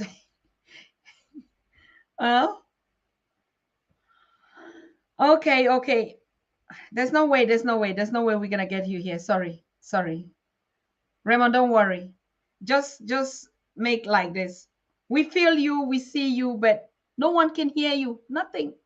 Yes. So Akwaba, okay? Yeah. Tuku pamoja, we're together. Let me try and see if I can get Eugene, if that would work. Eugene. Yes, I'm here. Eugene. Yes, doctor. Okay, you've been following up the conversation with you see Raymond suffering. How do you feel his pain? He wants to speak, nothing. I mean, wow. I really listen. It's just I think it's time we have our own gateway in Africa. I wonder why I am the whole mighty Ghana with so much resources that Can cannot imagine. happen. I can really also feel this pain. And also when yeah, well, I look at the contribution of Paul as well and his story about apartheid in South Africa. It made me think critical because the current generation of Africans are losing the important essence of the history of what happened in the past. And I look at now you just take 27 years of President Mandela slavery as a very simple thing, but it was not simple. It was painful. They had a cause. They had something they were fighting for. What happened? What is the breach? What is the manipulation? Why are we getting against each other now in Africa? I hope you can hear me. Yes, we can hear you. I just want Raymond to stay here. Raymond, we enjoy you. Just stay. You are sweet. Okay, Raymond. But we're listening to Eugene. But I want to keep you live on the stream. Raymond, don't worry. You're freezing even. Go ahead, Eugene. Okay, so one of the conditions that I want to also add my own point of view when also Frederick was talking. One perspective that I know they have been using to keep Africa down is the area of self-reliance, the ability to operate things by ourselves. We don't own our battles. We have so much debt as a nation in Gambia. We keep servicing debt. The budget, the debt is so much that you can imagine when will Gambia come out of debt. So this economic system in Africa that has been made all around, it keeping African youth busy to the point that they cannot come and look at the most important things yet that we need to change. I think it is a time that we really have a platform like Pan-African Daily TV. And I don't see it only like a media platform, but also a point whereby we are pointed to the most important thing. Because if we get that thing outside, we will get all that we want together. This is the time to build. When he was talking about the renewal of mind, the change of the mindset, it's amazing when you go to a particular area in Gambia, and if you the locals look at now it's COVID-19 and the impact in tourism, and you see the hotels struggling, and it has come to a time whereby people embrace local tourism. But then look at the economic factor. Most of the people cannot afford to go to those expensive places as well. So I remember going to the areas where the hotels are, and then if you are a Gambian, they don't even call you. The boys don't even call you to come and say, "Come and have a drink." No, they look for the other people. I call the other people and say, "You are welcome," because they have the money and the resources. But how did they get those resources? How did they build it? Who were the people that bought it? You say, it's come to a time that we cannot be the masters who have the resources and yet live as the slaves. We are not slaves. We are builders who built the Egypt empire. We are who built American resources. When they are tired of our fathers, they now say you are too old machines. It's the moment has come for I think Pan-African Daily TV will keep the youth to the most important things that they should look at, because when we solve the most important things, we will reach that self-reliance that we want. We will reach that renewal of mind. But also look at the media platforms, national TV. Sometimes there are certain things that are said in Pan-African Daily TV. We don't hear it outside. We don't hear it. They are so sympathizers to Western views. We see them as healed. I can say that they are manipulators. They are us. I like what Remus wanted to say when you look at the names. And I think when we all meet, maybe they give me an African name, because that was something on my mind. When you call yourself an African name is tend to be evil spirit, demonical. And then I was looking at the meaning of the names, especially my elder brother have a very nice name, and which is Montayo. And I try to get the meaning of the name, and it moves with his life wherever he goes. But unfortunately, he's gone now. We grow up and we begin to see the American dream. This is my generation. We are always told about the American dream. So everybody wants to go and be the American dream. But where is the African dream? When is the time we're going to have the African reality? I think this is the platform where we are now looking at what is the most important thing and leave the things that are not important, which can be solved by themselves. By nature, all those things can be solved.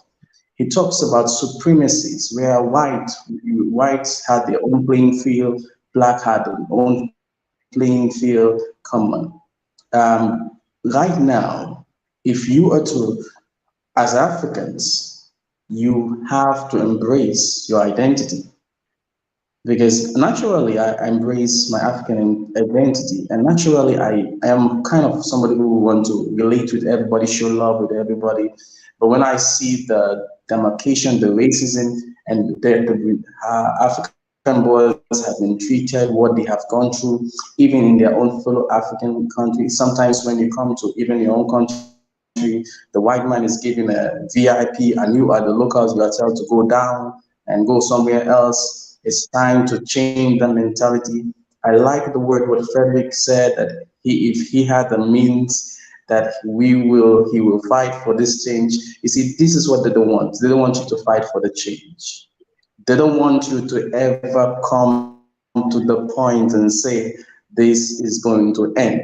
Because if you end, you are going to stop something where they prosper. That's why they keep us in conflict. Sometimes I ask myself, why are we fighting? Sometimes I ask myself, why are you calling your fellow Africans foreigner in Africa? Why do you have to pay visa to another African country for what? Why do you even need when you go to Europe, you can have a common ID card. People live in one country and go to another country and work. This is how united they are. Why is the black man the only reason have not come to that reality yet? These are questions that this platform will give answers to. These are consciousness that this platform will be able to bring the reality to African mindset. One of the things, I was watching a video and I saw the other people trying to say, look, South Africa belongs to us. We don't just came. This is our land. And looking at statistics of how many people are rich, how many lands are owned by the oil, and how many lands are owned by our own brothers and sisters, you think this is the problem. When you lose economic power, you're going to lose. You can't even vote in your leaders. When you even cannot even support your own political parties. When you cannot even speak to your own government accountable, the time has come. And the moment, I think that's the moment is here. Let's keep to important things. Let's stick there. And I like the energy that the other African, my fellow country representative, my fellow African brothers have been bringing on board. This is, we need actions. We need to take steps. We need to begin take baby steps. To kill an elephant, you kill it slowly. You start cutting it little by little, little by little. By the time you know it, you have killed the whole elephant. But we have a beast here, and this means different powers. And if you want to overcome those different powers, you need a strategy to do so. And how are you going to keep a slave working and make him confused? It's to keep them busy. Let them work over food. They will never always go and get loan to build a road. And when they go and get loan, they pay higher bills. And they leave it to the next generation to settle those bills. The same way, we are fighting corruption in Africa. Help us. We won't help you because we need your money. We need your resources. Yes, we said the brainwashing is too much. I think we have to go back to our mothers again at home and maybe introduce them to this platform and let them begin to tell us the African story where we begin to go back to reality. I can remember when my mom would tell me history about a particular food in a bottle and taken to Germany. And it's funny because we condemn so much things in Africa, but then they practice so much of our things to make them say, wait, there are so many much questions that we need to answer. But in one of the contributions, it decolonize our mind to we are no more colonized. The time we come to our consciousness, the time we come to understand that this is who we are and accept ourselves. You see, what your enemy will try to portray to you is to give you an image and say, be like this, and you become a complete human being. We are already complete. We are Africans. There's not more anybody that can complete us. We have the resources if we love ourselves the most. Now, I will give a story of my friend when we were chatting, and he began to tell me his experience. I'll bring it here. And I said, you know what? These guys call us monkeys. And then I begin to say, look, I don't ever see Africans coming together to unite. I see Africans coming together to fight. I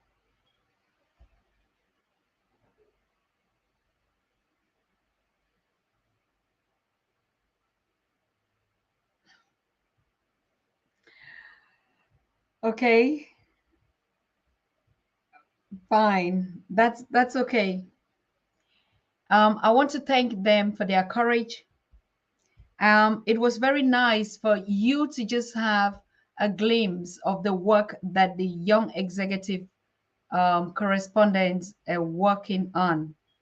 It was nice for you to have an overview, an insight into the background work of what the young executives, when we talk every day about them.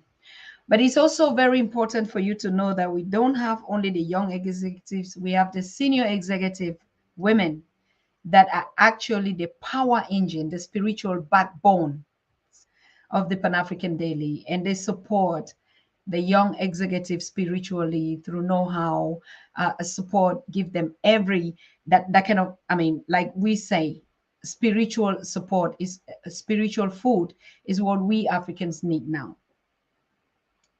We have tried money. Money has never been our own thing. So we should use money like we play like I don't know.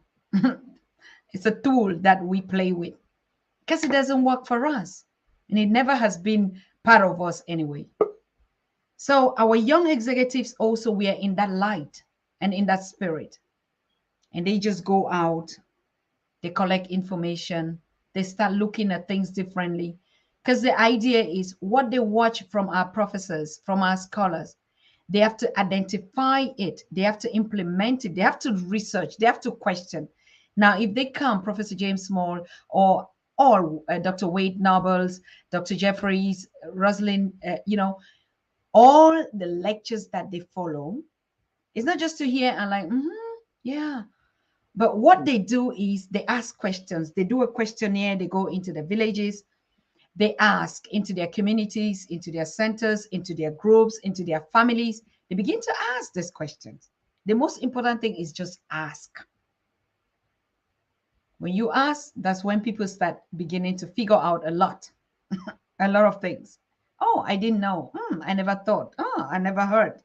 So, yes, I really appreciate them, and I know you do.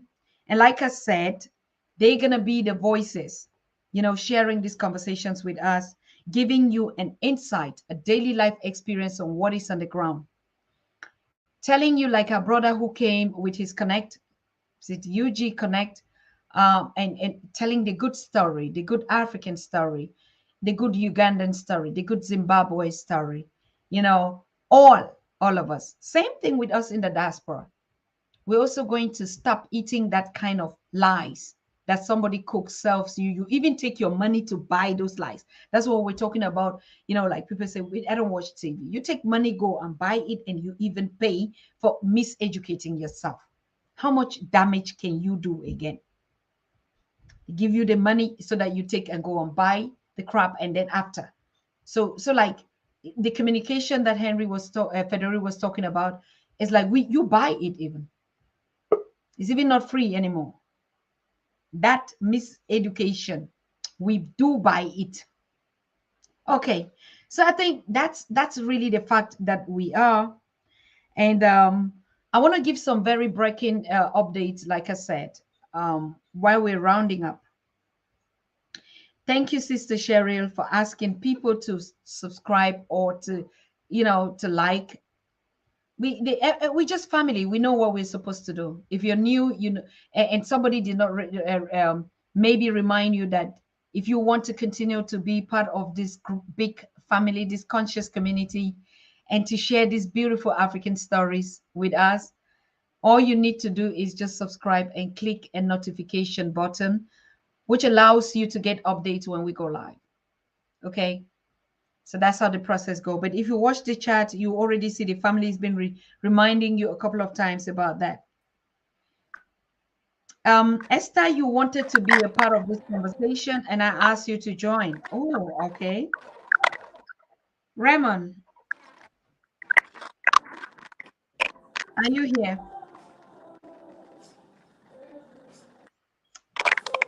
Raymond, can you hear us? So maybe we just say good night because we can't. Yeah. And yeah, we can ask exactly, why are we poor when we have resources? And then maybe you even get to the point, but what are the resources? Even when they say resources, sometimes it's too much big confusion in this terminology. We have resources. What is resources? Ask. Don't just say, okay, I went and I learned, it's geography, they told me this. What is resources? And then they tell you we have gold. What is gold? We have platinum, we have diamond, we have this. What is that? Always ask. What is that? Is this something that I cook and I feed my people when they're hungry? Is this something what is it?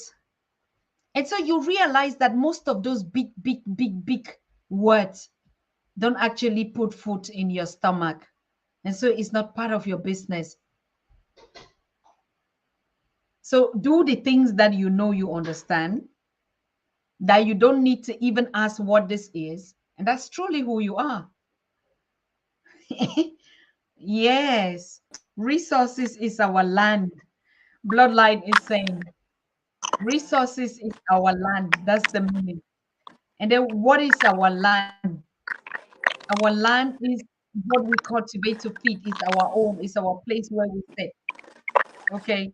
So yes, question. You see, the more we question, the more we get to understand. The more we question, the more we begin to decode. The more we begin to, free our minds from all this. Raymond, can you hear me? Are you hearing me? Okay. Yes, I can hear you clearly. Oh, again, gone. I'm sorry. It's just unfortunate, Raymond. It's just unfortunate. I hear somebody giving us some very important information in the chat. Kwame, what were you saying? Did somebody talk about a Malcolm Day? Did I miss it in the chat? All right. So something happened. We know that the Panama conference is starting tomorrow.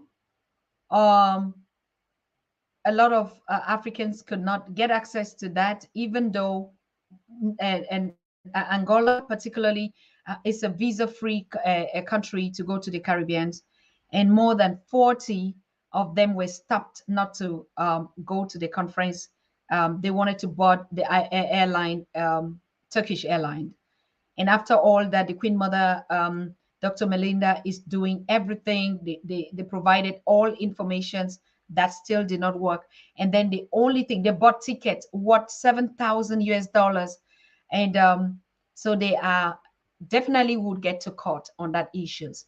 And actually, she wanted to be live today, but actually the preparation for the conference, I think, is already going on. And what she was so hurt, she couldn't sleep, and she asked me to tell you exactly that is the reason for the journey of reconciliation between motherland and its diaspora. Even in the midst, in the quest of trying just to put ourselves together, figure out how we can work to build our own self and our continent, our people, you still see the blockade. You still see the blocks. You still see everything that is being tampered with. So she's so bitter, but like we know, bitterness doesn't bring anything. It's a bad, it's just a bad vibe. We don't even use such terms on the Pan-African Daily because we know we are just contaminating the good vibes among us. So, but like we say, if we know who we are, we don't need to bother. We don't need to worry about all those things. We just know why some things happen. Okay. So she's calm now and everything is going on, and that conference is going to start tomorrow. And definitely a lot of good things are going to come out from there, like the One Africa Power in Unity conference in Detroit. Most of us are connecting here today because of that power, because of that energy, because of that vibration, because of that melanin, because of the memory reset, you know it all, because of the 1212 solidarity alarm. Okay. So we keep drumming the good vibes. That's all we need. And I hear that the biggest queen is here, Venna Bentley, Sister Venna Bentley. She's the biggest. She's the president of the senior executive team. Let me just say it like that. All of them are presidents. And so, as we listen to the young executive teams on the Pan African Daily, we're also going to be hearing about the senior executive team. And Esther Macaulay is asking, what is the main goal of the Pan African movement? That's also a question. What is the main goal? For me, I know Pan Africanism is, like solidarity among this broken state. And so when our founding fathers of the Organization of the African Unity sat in Addis Ababa 1963, exactly on the 23rd of May, and said, no, why are we broken? Why do I do my own? You do your own when we're children of one. But because the structures are already so engraved, probably we can still act as one, even though there are these illusionary boundaries between us. And that is Pan-African. Pan-African movement means we are one Africa for Africans worldwide. That's the spirit of Ubuntu. I mean, as a matter of fact, I do understand you. Why don't we just say Ubuntu? Because that's the word. Pan-African, we are one. We are one. Even though it sounds still like broken, it still sound like, and then it became, every other thing political, which is not part of that agenda, as you all know, made it more difficult. So you say something, let's say you say something against the other, and if you don't work together with the other, then the other is against the other, and like everything you take it and you want to make the mess out of it. But Pan-Africanism is just who we are. Pan-Africanism, we are Africans. And like we say, it wasn't really even what they call us. It was just because they couldn't call the origin name, which it just means, I mean, not only Al-Kebulan and the other terminologies that we're using, but Ifrika, right? Or Udafarika. In Ethiopia, they said it was Farika and they could not pronounce it. Then they call it Africa. So Pan is just, a part of that makes a one. I don't know whether my French is good enough to answer your question. But like we're saying, yes, that's just what we are on. Malcolm X birthday.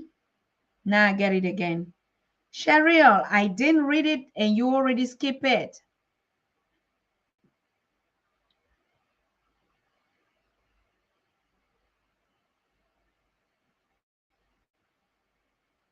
So when is the birthday?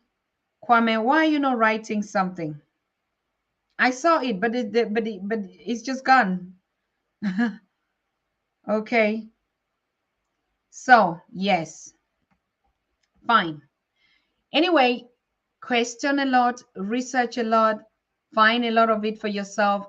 Inadequate agricultural infrastructure, bad governance, lack of education, lack of jobs and economic growth, inadequate infrastructure, health problems, wars and crises, unjust trade structures. Yeah, but everything that we're saying is not us. That's just it. That's the problem. When we begin to buy these narratives, Macaulay, it's not us. What is bad governance? It is because we're in a system that doesn't belong to us. We didn't know anything like that when we had a village culture, who we are. Everything that it's a bad governance. What is rule of governance? What governing? What are we governing? Those are the questions. What systems do we have? Were we like that before, when we were in Kemet? How did we collaborate together? How did we work together to build the pyramid? How? Why were they not terminologies like this? We begin to get some kind of words they didn't even bring. And if you translate it in our local languages, it means nothing. Yeah, so I think it's a lot. It's a lot. If we talk about health problems, yes, because we are also in the bubble of eating what we don't grow. So, who is that problem? At a certain point, it boils down to us. The choices you make, you buy, you use your money, buy. Exactly. We had a Queen Adama here who educated us. What we feed is the most poisonous things. But now, do you want to tell me is the government that is breastfeeding us? It is us, the choices we make. And then we start pointing finger. No, it's bad governance. No, it's bad a whole system. We do it, we buy it. And you could see the queen when she was so bitter and really at some point upset and say, why do we die? We choose to die because we don't listen. So I think we would have to start figuring out how disciplined we need to be. Trade, yes, Miss Macaulay or Sister Macaulay, you're right. Bad trade. What trade? How did we do our trade by barter? In the villages, we don't know that. People do their exchange and even do these really modern trade systems. We don't know that until a system is always put. Who governs that system? Then we begin to see, oh, the need for good governance, the need for this, the need for infrastructure. And they give you the infrastructure. China comes and just throws some black paint and then know that in the next 5 years, you won't survive it, but you're still going to pay the loans. And you ask yourself, and that's why some countries just ignore it, but their infrastructure is still working. Farm to land to farm, villages, remote areas, they go on foot, they go on camels, they go on horses, they go on motorbikes. And so what? What about it? Who are you to come and say no, they are not living their lives? After all, the more civilized and you too, you're still going to transit. So what about that?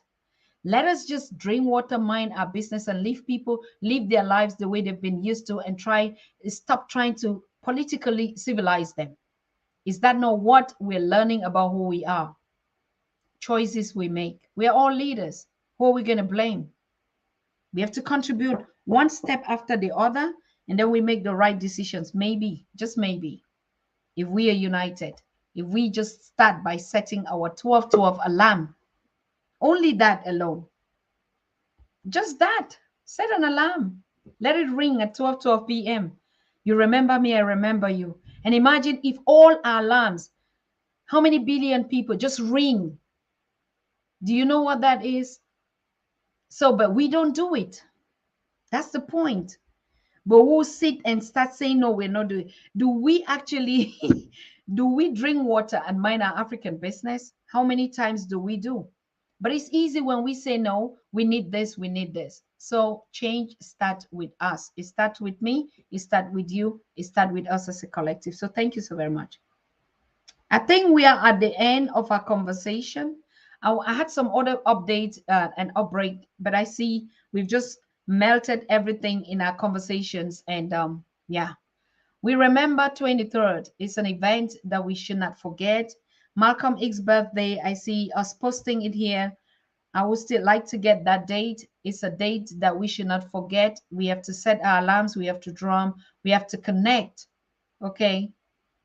23rd, 24th, 25th, 12 p.m. every day is going to stick.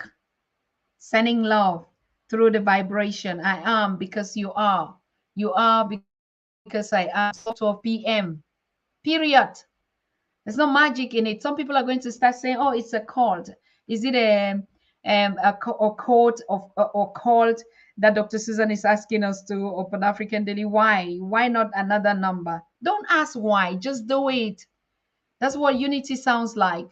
Don't begin to say, "Why should I connect with my brother or love one another?" Just do it if you can. That's as simple as it is. There's nothing. It's a formula for unity. Everything has a formula.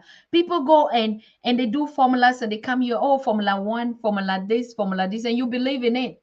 And when we say we set our alarms at 12 p.m., we don't believe in it. So we don't even believe in our unity and our love and ourselves. So why are we complaining that the world is doing something else? Do the right thing. Set your alarms. 12 p.m. Johnny Johnson, thank you. Are you late? Alveji Roger, thank you. 12. I remember 23rd, 24th, 25th. I am because we are. A lot. We're going to be celebrating a lot. Yes. And even the prophet of 12 is having a birthday on the 23rd, and we need to support, give him donation for our ancestors for giving him that formula, that code. One love, home and abroad. So we're gonna do some, share his contact for people to contribute and give him a birthday cake. And can you imagine if we will contribute 12,012 on that birthday on 23rd? And because major projects are coming, tree planting, 12 tree planting, feeding our children, feeding our women, getting engaged in the youth in agriculture. Imagine if 12 would bring a 12,000 on the 23rd. How much can we not have? We're gonna start looking at our $1, one Africa, and we're gonna start looking at our 50 cents and putting it together. And the collective, we're gonna break that. That's how simple it is. Do it, and we're good to go. Fine. Chris says the Kingdom of Africa, true story of Mama Africa will come to light. Cause what it will always, it will come. Yes, it is. It is. Come what? We are here. Until then, we are here. So thank you. Yes, 12 p.m. every day. That's the code. That's what I do every day. And I drink water, mind my African business until I see us again. So I wish you all a pleasant evening. I don't know whether my guests are still here. Some are still struggling, but I would ask them to say a word or a closing if it works out, and they've done a good job. Frederick, can you just give your closing one word, greet your audience? They've been very nice, and tell them what you'll be telling them every time here, okay? So long. I didn't get you very well. Il faut conclure, il faut dire au revoir aux gens, c'est tout. On est en train de finir. Donc, juste un mot, Okay, okay, but in okay. English or in Yeah, French, in English, whatever. okay, okay. I'm happy for those sacrificing their time for follow us. It means that they feel concerned by what our channel doing, the job that we are doing, which is a very great job, honorable and dignity to restore our dignity. We deserve respect for all of us. And to tell them it's not because they are travel abroad that they will abandon their villages, their uh, towns. They must, even just for holiday, every every year they must come with their children here and show them how they behave, doing ritual, to have positivity in their life, to take positive vibration in village. They must bring them for bring them in the village and watch them inside water, traditional water. Yeah, it's like that. So I thank them very much. I'm really grateful to participate and to join a community that we have the same angle of vision, the same angle of vision to restore our dignity and to be our own feeling good being an Africans. And no matter where you are following us or not, if you are an African, know that you are welcome. In fact, your color makes you welcome in Africa, even though you are not Africans. Even you are a black man in Iraq, everywhere, even in Pakistan. No matter where you are, if you are facing, even if you where you are there, you are facing racism, know that you are welcome in Africa. Your color, Amen. you deserve your place where you will sleep peacefully in security in Ashe. Africa. So thank you very much. Thank Wow. you very much. We thank you so much. We thank you so much. So, when are you going to be doing your own conversations on Pan African Daily? Which day, which times would you be coming live? Would you also be having your guest, or you just do your presentation? What would you be doing on Pan African Daily? Which days, what No, time? the difficulty is to see the person that I will guest, because I'm in francophone area. It means that even though if I want to have a guest, it must be francophone. The person must be francophone. And you Mhm. see, I myself, it's also been difficult for me to speak. You getting me as I'm speaking English, but I'm not speaking clearly.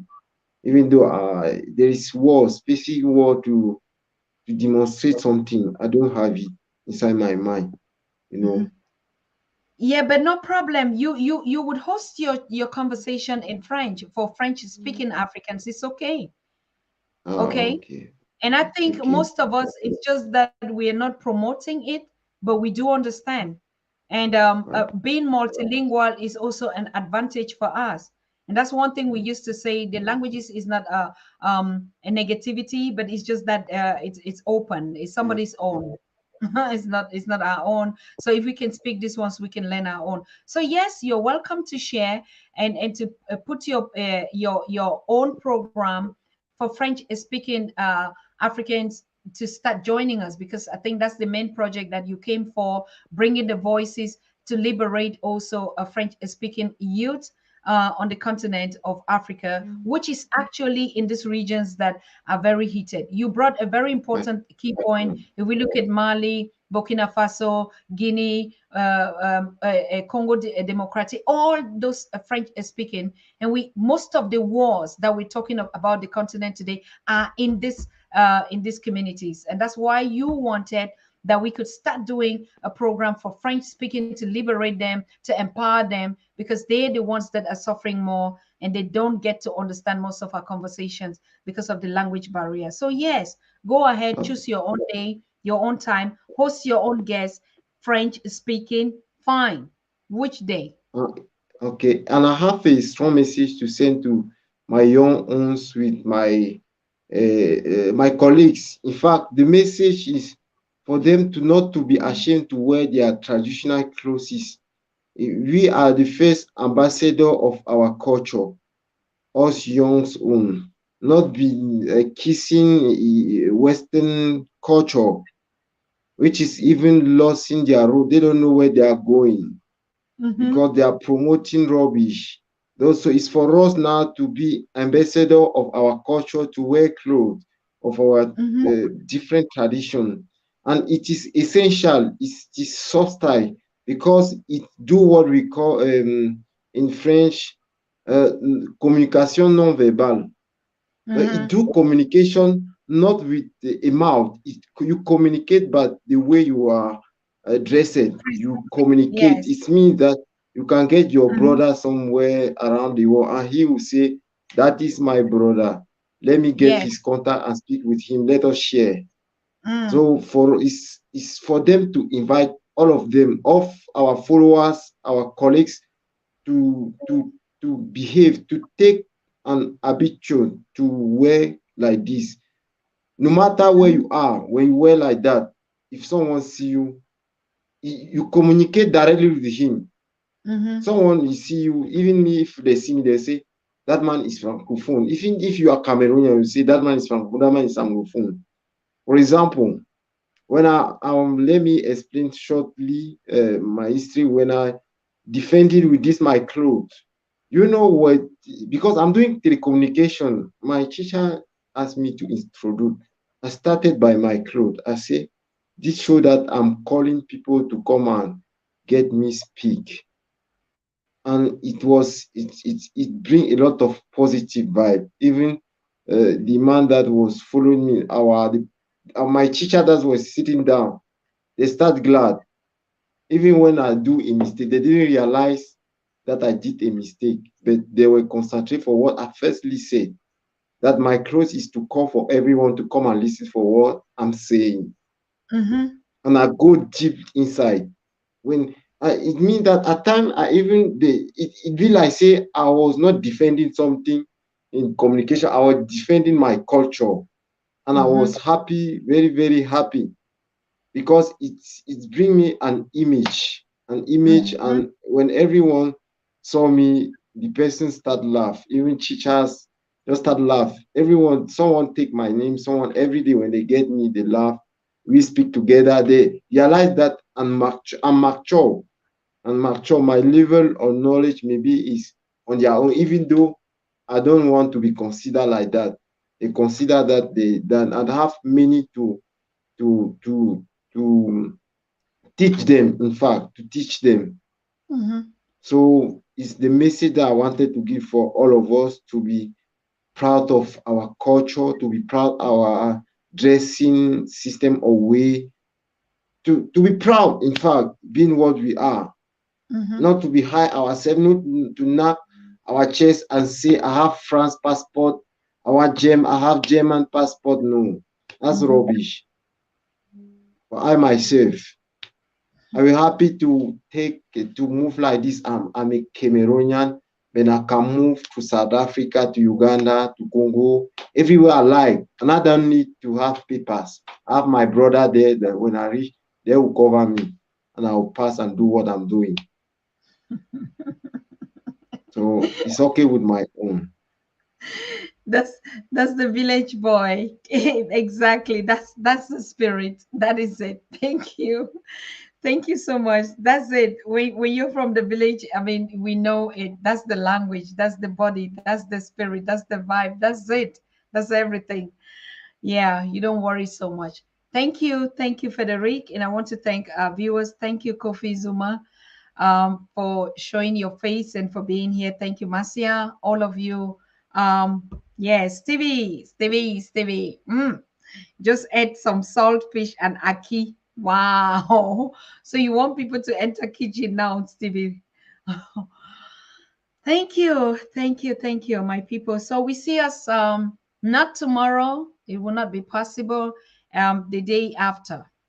So make sure you set your alarms, drink your water, and know this is beautiful May, and we have a lot to celebrate and a lot to communicate. So we'll be giving you updates, and as time unfolds, we see ourselves again. Thank you, Frederic. Thank you for all your colleagues. Yes, Prince, your idea is brilliant. The ancestors have opened every door for you. That's what your audience is saying. And to all the others that we kicked out, I want to thank you, all of you that are supporting, and we continue to do it. So we see ourselves again very soon on Thursday or Friday. Please make sure your alarms are set on 12 p.m. and we are going to be drumming. We're going to be drumming as we all engage into the chord and the formula of our unity. So thank you so very much. We love you. I know you love me too. And you love all of us on the Pan African Daily. Blessings and be added in your families. And we see us soon. Bye. Bye bye to you, Frederic. Bye-bye. Blessings also to the continent. Be added and we see us. Bye. Bye to all of us. Good night. You are watching the Pan African Daily TV with Dr. Susan Tata. The Africa we want. Unity, consciousness, our culture, our spirituality, our history. One Africa for Africans worldwide. Motherland's calling its diaspora home. Join my voice. Join my team. Join my campaign. Campaign 21 hashtag 1 million subscribers on the Pan African Daily TV YouTube. Be a volunteer. Apply now. Be the new Africa.